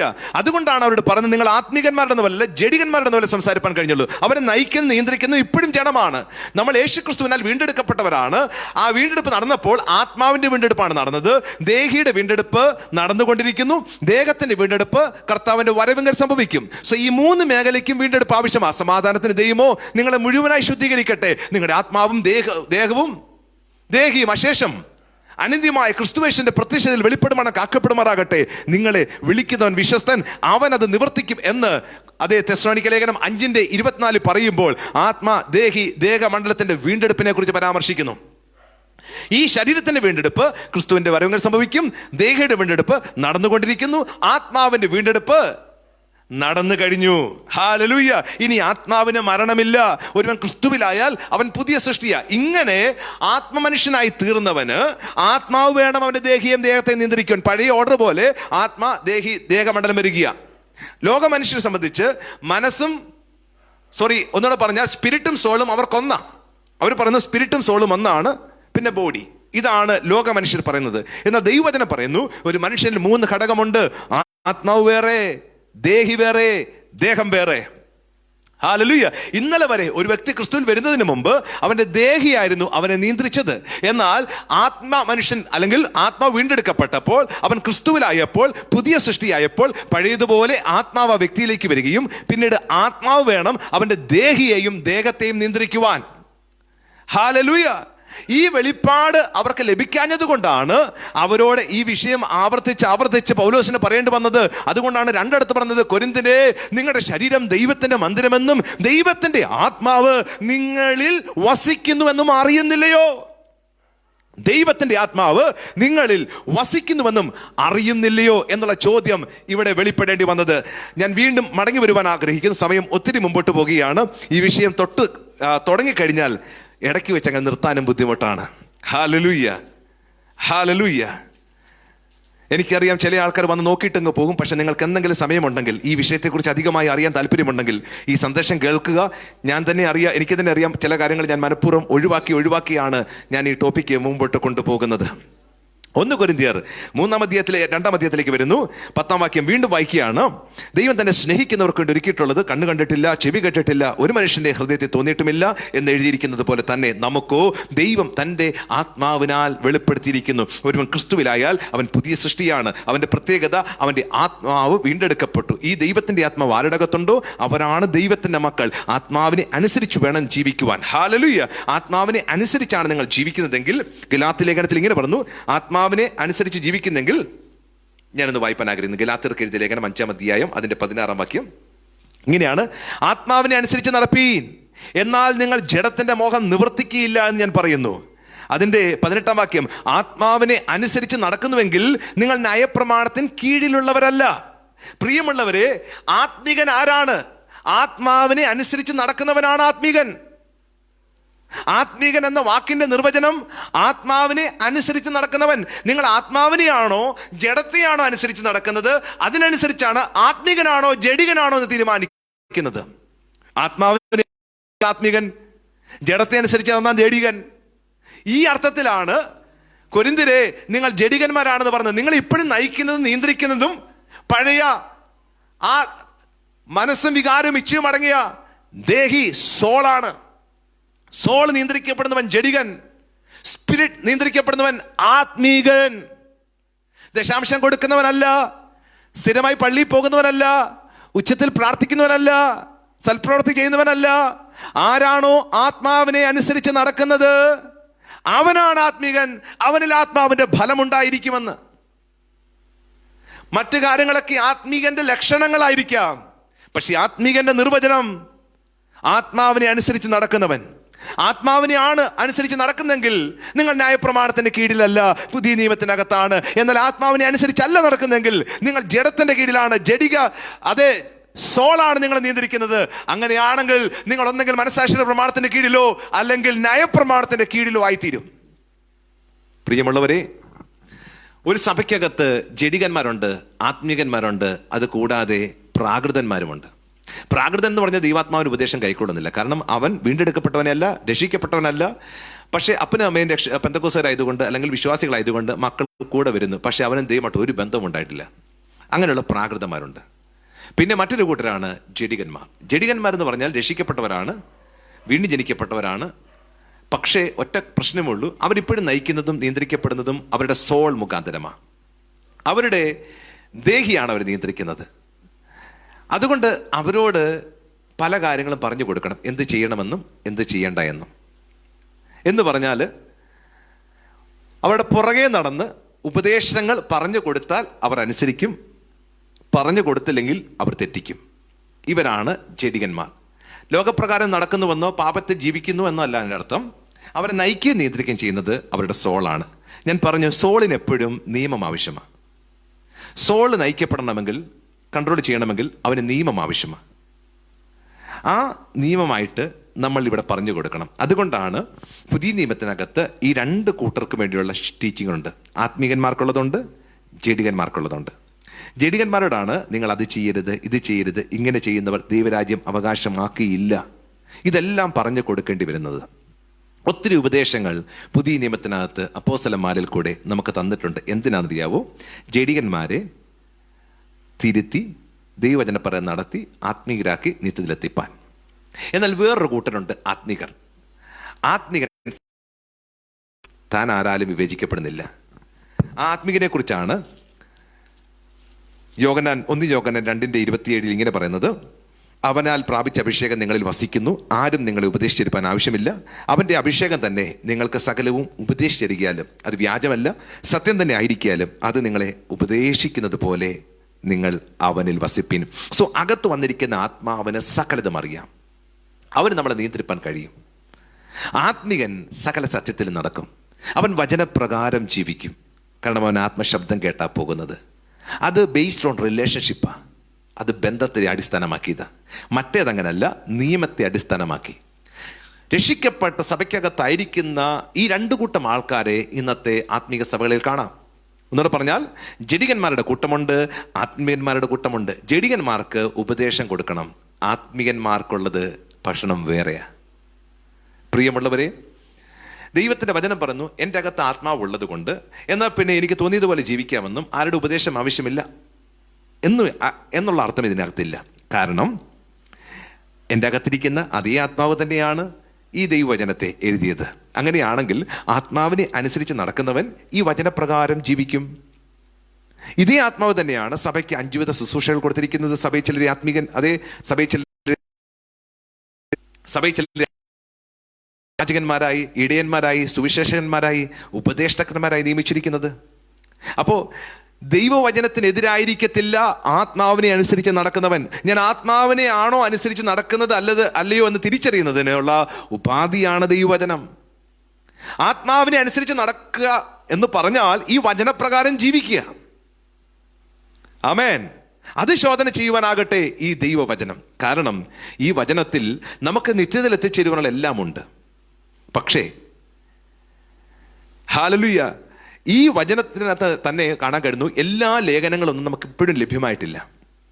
പൗലോസ് എഴുതിയ എല്ലാ ലേഖനങ്ങളും, എല്ലാ സഭകൾക്കുള്ള ലേഖനങ്ങളൊന്നും കിട്ടിയിട്ടില്ല. ലഭ്യമായതിനെ എല്ലാം കൂട്ടിച്ചേർത്താണ് നമുക്ക് തന്നിരിക്കുന്നത്. പക്ഷെ ഇതിനകത്ത് നമുക്ക് നിത്യതയിൽ എത്തുവാനുള്ള എല്ലാം ഉണ്ട്. അതുകൊണ്ട് ഈ വചനപ്രകാരം നമ്മളെയാണ് ശോധന ചെയ്യേണ്ടത്. ഞാൻ ആത്മാവിനെ അനുസരിച്ചാണോ അല്ലയോ നടക്കുന്നത്? അതേ 1 കൊരിന്ത്യർ ലേഖനം 2-ാം അധ്യായത്തിനകത്ത് കാണുന്നത് പോലെ നമുക്കോ ദൈവം തന്റെ ആത്മാവിനാൽ വെളിപ്പെടുത്തിയിരിക്കുന്നു. ആത്മാവ് സകലത്തെയും ദൈവത്തിന്റെ ആഴങ്ങളെയും ആരായുന്നു. എൻ്റെ അകത്തും നിങ്ങളുടെ അകത്തും ഇരിക്കുന്ന ആത്മാവ് സകലത്തെയും ആരായുന്നതാണ്, ദൈവത്തിന്റെ ആഴങ്ങളെയും ആരായുന്നതാണ്. മനുഷ്യനുള്ളത് അവനിലെ മനുഷ്യാത്മാവല്ലാതെ മനുഷ്യരിൽ ആർ അറിയും? എൻ്റെ അകത്ത് എന്തുണ്ടെന്ന് എൻ്റെ അകത്തുള്ള ആത്മാവിന് നന്നായിട്ട് അറിയാം. അവിടെ തന്നെ ദൈവത്തിലുള്ളത് ദൈവാത്മാവല്ലാതെ ആരും ഗ്രഹിച്ചിട്ടില്ല. നാമോ ലോകത്തിൻ്റെ ആത്മാവിനെ അല്ല, ദൈവം നമുക്ക് നൽകിയത് അറിയുവാനായി ദൈവത്തിൽ നിന്നുള്ള ആത്മാവിനെ അത്രേ പ്രാപിച്ചത്. ഇവിടെ വചനം പറഞ്ഞു, നാമോ ലോകത്തിന്റെ ആത്മാവിനെ അല്ല, ദൈവം നമുക്ക് നൽകിയത് അറിയുവാനായി ദൈവത്തിൽ നിന്നുള്ള ആത്മാവിനെ അത്രേ പ്രാപിച്ചത്. ദൈവത്തിന്റെ അകത്ത് എന്തുണ്ടെന്ന് ദൈവാത്മാവിന് അറിയാം. ആ ആത്മാവ് എൻ്റെ അകത്തിരിക്കുക. ഈ ആത്മാവ് സകലത്തെയും അതിൻ്റെ ആഴങ്ങളെയും ആരായുക. ദൈവം നമുക്ക് നൽകിയത് അറിയുവാൻ വേണ്ടിയാണ് ഈ ആത്മാവ് നമ്മുടെ അകത്ത് വന്നത്. കണ്ടിട്ടില്ല, കേട്ടിട്ടില്ല, അറിഞ്ഞിട്ടില്ല എന്ന് പറഞ്ഞ് പോകാനല്ല, കാണുകയും കേൾക്കുകയും അറിയുകയും ചെയ്തുകൊണ്ട് ജീവിപ്പാൻ വേണ്ടിയാണ് ദൈവത്തിന്റെ ആത്മാവ് എൻ്റെ അകത്ത് നിങ്ങളുടെ അകത്തൊരു പ്രമാണമായി വന്നിരിക്കുന്നത്. Hallelujah, hallelujah. സോ ദൈവത്തിന്റെ ആത്മാവ് എൻ്റെ അകത്തും നിങ്ങളുടെ അകത്തും ഉണ്ടെങ്കിൽ ഈ ആത്മാവിന് നമ്മോട് സംസാരിപ്പാൻ കഴിയുമെന്നേ. ദൈവത്തിൻ്റെ ആത്മാവിന് നമ്മോട് സംസാരിപ്പാൻ കഴിയും, പ്രിയമുള്ളവരെ. പക്ഷെ പലപ്പോഴും അവൻ്റെ ശബ്ദം നമുക്ക് തിരിച്ചറിയാൻ പറ്റുന്നില്ല. കാരണം ഏത് വിഷയമെടുത്താലും, ഏത് വിഷയത്തെക്കുറിച്ച് ചോദിച്ചാലും മുന്നമേ നമ്മുടെ അകത്തുള്ള മനസ്സ് നമുക്ക് പല ഉപദേശങ്ങളും തരും. മനസ്സ് തരുന്ന ഉപദേശങ്ങൾ ഇന്നലത്തെയും ഇന്നത്തെയും തീരുമാനങ്ങളെ അപഗ്രഥിച്ചുകൊണ്ടുണ്ടാകുന്ന നിഗമനങ്ങളാണ് മനസ്സ് തരുന്ന അഭിപ്രായങ്ങൾ. അപ്പോൾ ഈ അഭിപ്രായം കേട്ട് ശീലിച്ച നമുക്ക് ദൈവാത്മാവ് പറയുന്ന ശബ്ദത്തെ പെട്ടെന്ന് തിരിച്ചറിയാൻ പറ്റുന്നില്ല. അതെന്താ കാരണം? തിരക്കുള്ളൊരു സ്ഥലത്താണ് നിങ്ങൾ നിൽക്കുന്നതെങ്കിൽ ഒരു അറിയാത്തൊരു കോള് നിങ്ങൾക്ക് വരുമ്പോൾ പെട്ടെന്ന് എടുത്തേച്ച് നിങ്ങൾക്ക് ശരിക്കും കേൾക്കാൻ പറ്റുന്നില്ല, ആളാരും തിരിച്ചറിയാൻ പറ്റുന്നില്ല. അങ്ങനെ വരുമ്പോൾ നിങ്ങൾ സാധാരണ ചെയ്യുന്നത് ഒരു ഒഴിഞ്ഞ കോണിലേക്ക്, ശബ്ദമില്ലാത്തടത്തേക്ക് പോയിട്ട് നിങ്ങൾ ചെവി കൊടുക്കും. ആരാ സാർ, എനിക്ക് കേൾക്കാൻ പറ്റുന്നില്ലല്ലോ. എന്നാൽ എത്ര തിരക്കുള്ള ഇടത്ത് വെച്ച് വേണേലും നിങ്ങളുടെ ഭാര്യയോ മക്കളോ പ്രിയമുള്ള ആരെങ്കിലും ആണ് സംസാരിക്കുന്നെങ്കിൽ അവരുടെ ശബ്ദം കേൾക്കുമ്പോൾ തിരിച്ചറിയാം, ഇത് ഇന്ന വ്യക്തിയാണ്. പറയുന്നത് മനസ്സിലാകുന്നില്ലെങ്കിലും ശബ്ദം കേൾക്കുമ്പോഴേ തിരിച്ചറിയാം. അതെന്താ കാരണം? മറ്റ് ശബ്ദവുമായിട്ട്, ആദ്യം വന്ന ശബ്ദമായിട്ട് നിങ്ങൾക്ക് ഫെമിലിയാരിറ്റി ഇല്ല എന്ന് പറഞ്ഞാൽ നിങ്ങൾക്ക് ആ ശബ്ദവുമായിട്ട് ബന്ധമില്ല. അങ്ങനെ ആ ശബ്ദവുമായിട്ട് ബന്ധമില്ലാത്തത് കൊണ്ട് ഇത് അകത്ത് കേൾക്കുന്ന ശബ്ദം അത് ദൈവാത്മാവിൻ്റെ ആണോ മനസ്സിൻ്റെ ആണോ എന്ന് തിരിച്ചറിയാൻ പറ്റുന്നില്ല. മറ്റേതങ്ങനല്ല, ആ ശബ്ദവുമായിട്ടൊരു ബന്ധമുള്ളത് കൊണ്ട് എത്ര തിരക്കിനിടയിലും അത് കേൾക്കുമ്പോൾ ഇന്ന വ്യക്തിയാണെന്ന് തിരിച്ചറിയാൻ പറ്റും. എൻ്റെ ഭാര്യ വിളിച്ചാലോ എൻ്റെ മകൻ വിളിച്ചാലോ അവരുടെ ശബ്ദം എനിക്ക് തിരിച്ചറിയാൻ പറ്റും. എൻ്റെ പിതാവ് വിളിച്ചാലും എൻ്റെ മാതാവ് വിളിച്ചാലും എൻ്റെ സഹോദരൻ വിളിച്ചാലും എനിക്ക് ആ ശബ്ദം തിരിച്ചറിയാൻ പറ്റും. എന്നാൽ വളരെ പരിചയമില്ലാത്തൊരു വ്യക്തിയാണ് എന്നെ വിളിക്കുന്നതെങ്കിൽ, തിരക്കിൻ്റെ ഇടയിലാണ്, ശബ്ദമുണ്ടെങ്കിൽ എനിക്കൊരു പക്ഷേ തിരിച്ചറിയാൻ പറ്റണമെന്നില്ല. ഞാൻ പറഞ്ഞു വരുന്നത്, നമ്മുടെ അകത്ത് ആത്മാവ് സംസാരിക്കും, മനസ്സും സംസാരിക്കും. ഇത് തമ്മിൽ വേർതിരിച്ചറിയാൻ കഴിഞ്ഞാൽ അവിടെ ആരംഭിക്കുന്നു യഥാർത്ഥ ആത്മീക ജീവിതം. നിങ്ങളുടെ യഥാർത്ഥ ആത്മീക ജീവിതം ആരംഭിക്കുന്നത് ദൈവാത്മാവുമായിട്ടുള്ള ബന്ധത്തിൽ നിന്ന്. ഹല്ലേലൂയ. ഒത്തിരി കാര്യങ്ങൾ പറയുവാനുണ്ട് പ്രിയമുള്ളവരെ. എൻ്റെ ലൈഫിൽ ദൈവം ചില കാര്യങ്ങൾ പഠിപ്പിച്ചത് ചില അനുഭവത്തിൽ കൂടിയാണ്. ഞാൻ ആഗ്രഹിക്കുന്നു, ഇന്ന് ഞാൻ പറയുന്നില്ല, മറ്റൊരു സമയം ഈ കാര്യം ഞാൻ പറയാം. പക്ഷെ ഒന്ന് പറഞ്ഞു വെക്കട്ടെ, പുതിയ നിയമത്തിൻ്റെ അകത്തെ പ്രമാണം ദൈവത്തിൻ്റെ ആത്മാവിൻ്റെ, ജീവൻ്റെ ആത്മാവിൻ്റെ പ്രമാണമാണ്. ഈ പ്രമാണം വർക്കൗട്ടായി തീരുന്നത് എൻ്റെ അകത്ത് ആത്മാവ് വീണ്ടെടുക്കപ്പെട്ട് വന്നു കഴിയുമ്പോൾ ഈ ആത്മാവ് നിത്യത്തിൽ എന്നെ കൊണ്ടുപോകുവാൻ വേണ്ടി എന്നെ നയിപ്പാൻ, നിയന്ത്രിപ്പാൻ തുടങ്ങും. ആ ആത്മാവ് ഈ വചനത്തിൽ കൂടെ എന്നെ കടത്തിവിടും. ആ ആത്മാവായിട്ടുള്ള ബന്ധത്തിൻ്റെ അടിസ്ഥാനത്തിലാണ് ഞാൻ ശരിയാണോ തെറ്റാണോ, ഞാൻ സ്വർഗത്തിൽ പോകുമോ ഇല്ലയോ എന്ന് തീരുമാനിക്കുന്നത്. ബന്ധമുണ്ടോ ഞാൻ ശരിയാണ്, ബന്ധമില്ലേ ഞാൻ ശരിയല്ല. കാരണം ഈ ആത്മാവായിട്ടുള്ള ബന്ധം ഭാര്യ ഭർതൃബന്ധം പോലെയാണ്. പ്രിയമുള്ളവരെ, ഞാൻ പറഞ്ഞുവല്ലോ, ഭർത്താവിൻ്റെ സ്ഥാനത്താണ് പ്രമാണം നിൽക്കുന്നത്. ഹല്ലേലൂയ.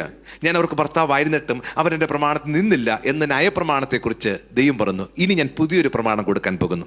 അവിടെയും ഈ റോള്, പരിശുദ്ധാത്മാവ് വരുന്നത് ഭർത്താവിൻ്റെ റോളിലാണ്, ഞാൻ ഭാര്യയുടെ റോളില്ല.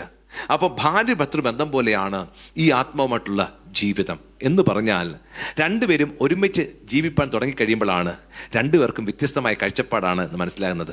അവിടെയാണ് ആ വ്യത്യസ്തമായ കാഴ്ചപ്പാടിനെ ഒരു കാഴ്ചപ്പാടിലേക്ക് കൊണ്ടുവരാനുള്ള ശ്രമമല്ലേ കുടുംബജീവിതം. രണ്ട് വ്യത്യസ്ത താല്പര്യങ്ങൾ, വ്യത്യസ്ത കൾച്ചറുകൾ, വ്യത്യസ്ത മനോഭാവം, ചിന്താഗതി, ഈ രണ്ട് ചിന്താഗതിയും ഒന്നാക്കണം. അതിനാണ് അഡ്ജസ്റ്റ്മെന്റ് എന്നൊരു വിഷയം വരുന്നത്. അണ്ടർസ്റ്റാൻഡിങ്ങും കമ്മ്യൂണിക്കേഷനും അഡ്ജസ്റ്റ്മെൻറ്റും എല്ലാം വിവാഹ ജീവിതത്തിൽ അനിവാര്യമായി തീരേണ്ടത് ഒന്നിച്ച് ജീവിക്കണം. ഒന്നിച്ച് ജീവിക്കണമോ മാറ്റം വന്നേ മതിയാകും. സോ എൻ്റെ ഭാര്യ പട്ടണത്തിൽ ജീവിച്ചൊരു ഒരു ഭാര്യയാണ്. ആ പെൺകുട്ടി, അല്ലെങ്കിൽ ആ ഭാര്യ ജീൻസും ടീഷർട്ടും ഒക്കെ ഇട്ട് നടന്ന് ശീലമുള്ള ആ പെൺകുട്ടി ഒരു ഗ്രാമത്തിലേക്ക് വരുമ്പോൾ എൻ്റെ കാഴ്ചപ്പാട്, ഗ്രാമീണ ചിന്താഗതി, ഇവിടെ ഭാര്യമാർ സാരി മാത്രമേ ഉടുക്കാൻ പാടുള്ളൂ. അങ്ങനെ എന്നെ വിവാഹം കഴിച്ച് എൻ്റെ അടുക്കലേക്ക് വരുമ്പോൾ എനിക്ക് അതേ ഈ ജീൻസ് ഇടുന്നത് ഇഷ്ടമല്ല എന്നെൻ്റെ ഭാര്യ മനസ്സിലാക്കി കഴിയുമ്പോൾ എന്നെ ചൊല്ലി അവൾ തനിയെ ആ വസ്ത്രധാരണം ഉപേക്ഷിച്ച് സാരിയിലേക്ക് വരുന്നു. അഡ്ജസ്റ്റ്മെന്റ്. ഹല്ലേലൂയ. ഇനി ഭർത്താവായി ഞാൻ ഉച്ചത്തിൽ സംസാരിക്കുന്നതാണ്, വളരെ ബഹളം വെച്ച് സംസാരിക്കുന്ന വ്യക്തിയാണ്. എനിക്ക് മനസ്സിലായി ഭാര്യയ്ക്ക് അത് ഇഷ്ടമല്ല. ക്രമേണ ഞാൻ ആ ഉച്ചത്തിൽ സംസാരിക്കുന്ന സംസാര ശൈലി അങ്ങ് നിർത്തുക. എന്തിനാ? ഒരുമിച്ച് ജീവിക്കുവാൻ. ഞാൻ പറഞ്ഞത്, ഒരുമിച്ച് ജീവിച്ചാലേ ഇഷ്ടാനിഷ്ടങ്ങൾ അറിയത്തുള്ളൂ. ദൈവാത്മാവുമായി ഒരു ബന്ധമുണ്ടായാലേ, ദൈവാത്മാവുമായി ചേർന്ന് നടന്നാലേ അവരെന്തിഷ്ടമാണ് എന്തിഷ്ടമല്ല എന്ന് തിരിച്ചറിയാൻ പറ്റത്തുള്ളൂ.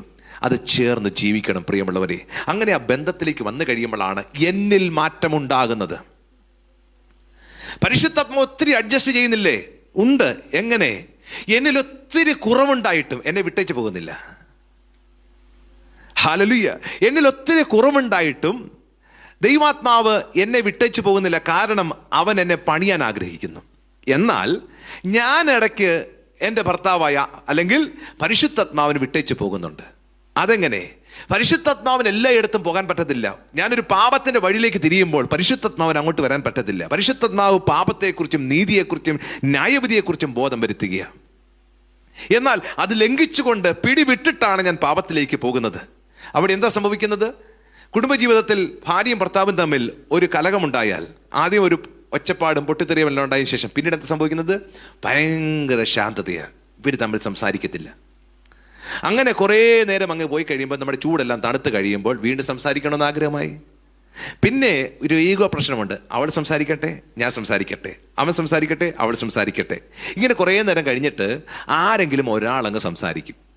ആ സംസാരിച്ച് കഴിഞ്ഞാലോ പിന്നെ പഴയ ഒച്ചപ്പാടും ബഹളവും വഴക്കും എല്ലാം മറന്നിട്ട് നമുക്ക് ഷോപ്പിങ്ങിന് പോയാലോ, നമുക്കൊന്ന് ഔട്ടിങ്ങിന് പോയാലോ. ഇങ്ങനെ ആ പഴയതിനെ മറന്ന് വീണ്ടും സന്തോഷത്തോടെ പോകുക. ഇതല്ലേ കുടുംബജീവിതം? എത്രയോ പ്രാവശ്യം വഴക്കുണ്ടാക്കിയിരിക്കുന്നു, എത്രയോ പ്രാവശ്യം അടിവെച്ചിരിക്കുന്നു. എന്നിട്ട് അതെല്ലാം മറന്ന് സന്തോഷത്തോടെ ജീവിക്കുന്നില്ലേ? അന്നുണ്ടായ അടിയിൽ തീർന്നു പോയില്ലല്ലോ എന്ന് പറഞ്ഞതുപോലെ പരിശുദ്ധാത്മാവിനെ വിട്ടേച്ച് പലപ്പോഴും പാപത്തിലേക്ക് പോകുമ്പോൾ എന്താ സംഭവിക്കുന്നത്? ശാന്തത, സൈലൻസ് എന്ന് പറഞ്ഞാൽ നമ്മൾ പോയി കഴിയുമ്പോൾ മനസ്സിലാകുന്നത് പരിശുദ്ധാത്മാവ് നമ്മുടെ കൂടിയില്ല. ആ സൈലൻസ് നമ്മളെ ബുദ്ധിമുട്ടിക്കും. നമുക്ക് മനസ്സിലായി ഞാൻ തെറ്റ് ചെയ്തു. അവിടെ എന്താ ചെയ്യേണ്ടത്? നീ മടങ്ങി വരണം.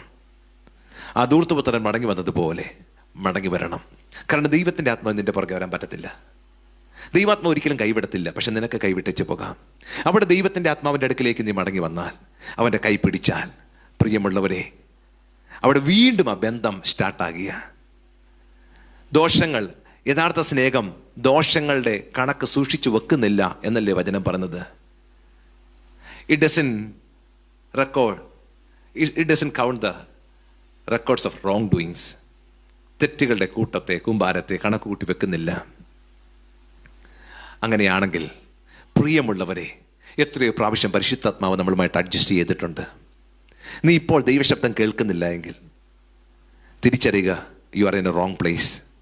മടങ്ങി വരിക അവൻ്റെ ശബ്ദം കേൾക്കാൻ വേണ്ടി. പ്രിയമുള്ളവരെ, ഇതുവരെയും നിങ്ങൾക്ക് ശബ്ദം കേട്ടിട്ടില്ല എങ്കിൽ ഇനിയെങ്കിലും ഒന്ന് മാറിയിരുന്ന് മനസ്സ് പറയുന്ന ശബ്ദത്തെയും ആത്മാവ് പറയുന്ന ശബ്ദത്തെയും വേർതിരിച്ചറിയാൻ ഒന്ന് ശ്രമിച്ചാട്ടെ. നിങ്ങൾ മനസ്സ് കൊടുത്താൽ നിശ്ചയമായി ആ ശബ്ദം കേട്ടു തുടങ്ങും. എൻ്റെ ജീവിതത്തിൽ ആ ശബ്ദം കേട്ടതാണ് എൻ്റെ ലൈഫിന് മാറ്റമുണ്ടായത്. അങ്ങനെയാണെങ്കിൽ എല്ലാ തീരുമാനങ്ങളും അവൻ എടുത്തു തുടങ്ങും. യേശുവിനെ കർത്താവ് എന്നല്ല പറഞ്ഞിരിക്കുന്നത്, കർത്തൃത്വം നടത്താൻ തുടങ്ങും. എങ്ങനെ? ആത്മാവിനാൽ. പ്രിയമുള്ളവരെ, നമുക്ക് നമ്മുടെ അകത്തിരിക്കുന്ന ആത്മാവ് ദൈവത്തിൻ്റെ ആഴങ്ങളെയും ദൈവത്തിൻ്റെ ഹൃദയത്തിനകത്തുള്ള എന്തുണ്ടെന്നുള്ളതെല്ലാം ആഴങ്ങളെല്ലാം ആരാഞ്ഞറിയുന്ന ദൈവാത്മാവാണ്. ആ ദൈവാത്മാവിൻ്റെ ശബ്ദം കേട്ട് കഴിഞ്ഞാൽ ആ ആത്മാവിനെ അനുസരിച്ച് നടക്കുക എന്നുള്ളതാണ് നമ്മുടെ ദൗത്യം. ഹല്ലേലൂയ. ആ ആത്മാവിനെ അനുസരിച്ച് നടക്കുമ്പോൾ പ്രിയമുള്ളവരെ, നമ്മൾ സകല സത്യത്തിലും നടക്കും. ഹല്ലേലൂയ. ഒത്തിരി കാര്യങ്ങളാണ് ഈ ആത്മാവിനെ അനുസരിച്ച് നടക്കുക എന്നുള്ള വിഷയമായി ബന്ധപ്പെട്ട് പറയുവാനുള്ളത്. പ്രാക്ടിക്കൽ ലൈഫിൽ എങ്ങനെയാണ് ഈ ആത്മാവിനെ അനുസരിച്ച് നടക്കുക? ഞാൻ നോക്കിയിട്ട് ഒത്തിരി സമയമാണ് മുമ്പോട്ട് പോകുന്നത്. നിർത്തണമെന്ന് എനിക്കും ആഗ്രഹമില്ല. കേട്ട നിങ്ങൾക്ക് ഒരു പക്ഷേ ആഗ്രഹം കാണത്തില്ല. വീണ്ടും കണ്ടിന്യൂ ചെയ്യുവാൻ ഒരു പക്ഷേ നിങ്ങൾ ആഗ്രഹിച്ചിരിക്കും. എന്നാൽ മറ്റൊരു സമയത്തേക്ക് ഞാനതെല്ലാം മാറ്റിവെക്കാം. ഞാൻ വ്യക്തിപരമായി പറയട്ടെ, യഥാർത്ഥ ആത്മികൻ ആത്മാവിനെ അനുസരിച്ച് നടക്കുന്നവനാണ്. നമ്മൾ പലപ്പോഴും പലരുടെയും പ്രാർത്ഥന ശ്രദ്ധിക്കുമ്പോൾ നമ്മുടെ ബുദ്ധിയിൽ വരുന്ന വിഷയങ്ങളൊക്കെയാണ്.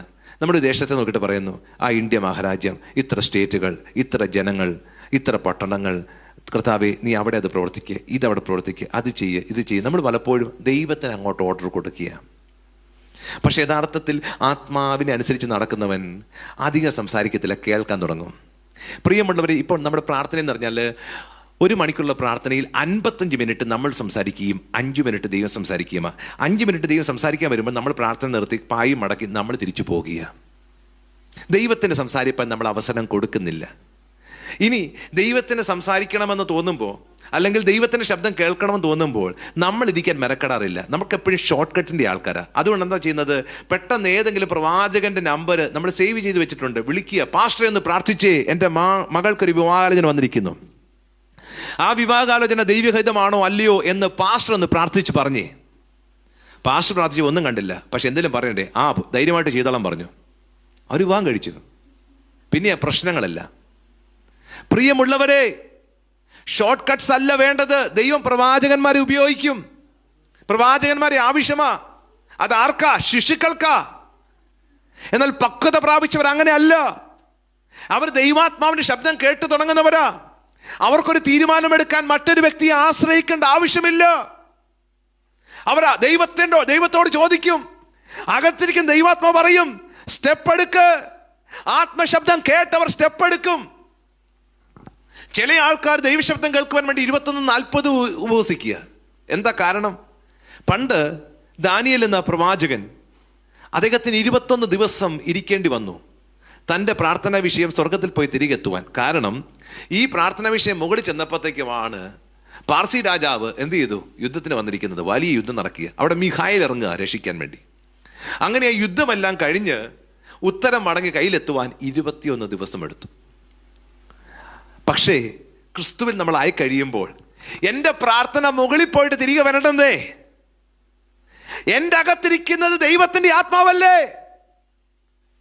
കൊരിന്ത്യരേ, നിങ്ങളുടെ ശരീരം ദൈവത്തിന്റെ മന്ദിരമെന്നും ദൈവത്തിന്റെ ആത്മാവ് നിങ്ങളിൽ വസിക്കുന്നു നിങ്ങൾ അറിയുന്നില്ലയോ? ഇത് മുകളിൽ പോയിട്ട് വരാനല്ലേ 21 ദിവസം. എൻ്റെ അകത്തിരിക്കുന്ന ആത്മാവിനോട് എനിക്ക് കാര്യങ്ങൾ ഷെയർ ചെയ്യുവാൻ എനിക്ക് 21 ദിവസം കാത്തിരിക്കണ്ട. ദൈവാത്മാവിന്റെ ശബ്ദം കേൾക്കുന്നവർക്ക് തീരുമാനം ഉടനെ എടുക്കാമെന്നേ. പണ്ടൊക്കെ ആയിരുന്നു ഒരു എഴുത്ത് ഇട്ടാൽ UAE എത്തണമെങ്കിൽ 1 മാസമൊക്കെ എടുക്കും. തിരിച്ച് മറുപടി വരാൻ 1 മാസം 2 മാസമൊക്കെയാ. കപ്പലിലൊക്കെ വേണം പോകാൻ. അത് പണ്ട് കാലം. ഇന്നങ്ങനെ അല്ല കേട്ടോ. വാട്സപ്പിലും ഫേസ്ബുക്കിൽ കൂടെയും SMS കൂടെയും ഒക്കെ ഇൻസ്റ്റന്റ്ലി അവിടെ എത്തുകയല്ലേ. പരിശുദ്ധാത്മാവും ലേറ്റസ്റ്റാ. അവൻ നിങ്ങളോട് സംസാരിപ്പാൻ അധിക സമയം വേണ്ട. അകത്തിരിക്കുന്ന ദൈവാത്മാവായിട്ട് ബന്ധമുണ്ടെങ്കിൽ നിന്റെ ജീവിതം ഇന്ന് വരെ അനുഭവിക്കാത്ത ആത്മീക സന്തോഷത്തിലേക്ക് മാറ്റപ്പെടും. ഇതാണ് യഥാർത്ഥ ആത്മീക ജീവിതം. യഥാർത്ഥ ആത്മീക ജീവിതം ആത്മാവുമായിട്ടുള്ള ജീവിതമാ. ദൈവാത്മാവുമായിട്ടുള്ള ജീവിതമാണ് യഥാർത്ഥ ജീവിതം, ആത്മീക ജീവിതം. ഈ ബന്ധത്തിലേക്ക് കയറി കഴിഞ്ഞാൽ അവൻ ദൈവവചനപ്രകാരം ജീവിക്കുമെന്നേ. അവിടെയാണ് ആത്മാവിൻ്റെ ഫലം ആ വ്യക്തിയിൽ കൂടെ ഒഴുകുന്നത്. സ്നേഹവും സന്തോഷവും സമാധാനവും. കാരണം അവനെ നിയന്ത്രിപ്പാൻ, അവനെ നയിപ്പാൻ, അവൻ്റെ തെറ്റുകളെ തിരുത്തുവാൻ ഒരാത്മാവുണ്ട്. ഇവിടെയും 7 മണിക്ക് ചായ വേണമെന്നുണ്ട്. പഴയ നിയമത്തിലും 7 മണിക്ക് ചായ എന്ന് പറഞ്ഞാൽ 7 മണിക്ക് ചായ. ഇവിടെയും 7 മണിക്ക്. പക്ഷേ ഇവിടെ ഞാൻ ഉണ്ടാക്കിയത് 7:30. ഇവിടെ എൻ്റെ ഭർത്താവ് വന്നിച്ച് പറഞ്ഞു, ഓക്കെ ഒരു കാര്യം ചെയ്യ്, വി വിൽ വർക്ക് ടുഗദർ, നമുക്ക് ഒരുമിച്ച് വർക്ക് ചെയ്യാം. അങ്ങനെ 2 പേരും കൂടെ ചേർന്ന് അടുത്ത ദിവസം 7:15, അതിനുശേഷം 7:10, അതിനുശേഷം 7:05, അടുത്ത ദിവസം ഞങ്ങൾ 7 മണിക്ക് ചായ ഉണ്ടാക്കും. ആ റിസൾട്ടിലേക്ക് കൊണ്ടുവരും. എന്നെ സഹായിപ്പാൻ എൻ്റെ ആത്മാവിൻ്റെ അകത്തുണ്ട്. അതുകൊണ്ടല്ലേ പരിശുദ്ധാത്മാവ് സഹായകനായിട്ട് വന്നിരിക്കുന്നത്. Is my helper. അതൊരു പ്രമാണമാ. ഈ ജീവന്റെ ആത്മാവിന്റെ പ്രമാണത്തിൽ നിങ്ങൾ നടന്നാൽ നിങ്ങൾ ഒരു നാളും ഇടറി പോകത്തില്ല. ദൈവരാജ്യത്തിലേക്കുള്ള പ്രവേശനം ധാരാളമായി നിങ്ങൾ പ്രാപിക്കുമെന്നേ. ബന്ധമുണ്ടോ? നിങ്ങൾ ശരിയാ. ബന്ധമില്ലേ? നിങ്ങൾക്ക് എവിടെയോ തെറ്റുണ്ട്, തിരുത്തുക. ആ ബന്ധത്തിലേക്ക് മടങ്ങി വരിക. ഈ വചനം ഞാൻ ഇവിടെ നിർത്തുകയാണ്. ദൈവം നിങ്ങളെ അനുഗ്രഹിക്കട്ടെ. ഈ വെളിപ്പാടിലേക്ക് നിങ്ങൾ നയിക്കട്ടെ. ക്രിസ്തുവിന്റെ പരിജ്ഞാനത്തെക്കുറിച്ചുള്ള ശ്രേഷ്ഠത നിങ്ങളെ ഒരു യഥാർത്ഥ ആത്മീകനാക്കി മാറ്റട്ടെ. ഈ ദൈവത്തിന്റെ ന്യായപ്രമാണം എന്ന ഈ ഗ്രൂപ്പ് അത് അനേകർക്ക് പ്രയോജനമായി തീരട്ടെ. ഇതിന്റെ ബാക്കി ഭാഗം ദൈവം എന്തെങ്കിലും അവസരം തരുമ്പോൾ പറയുവാൻ ആഗ്രഹിക്കുന്നു. God bless you all. Thank you. Amen. Hallelujah.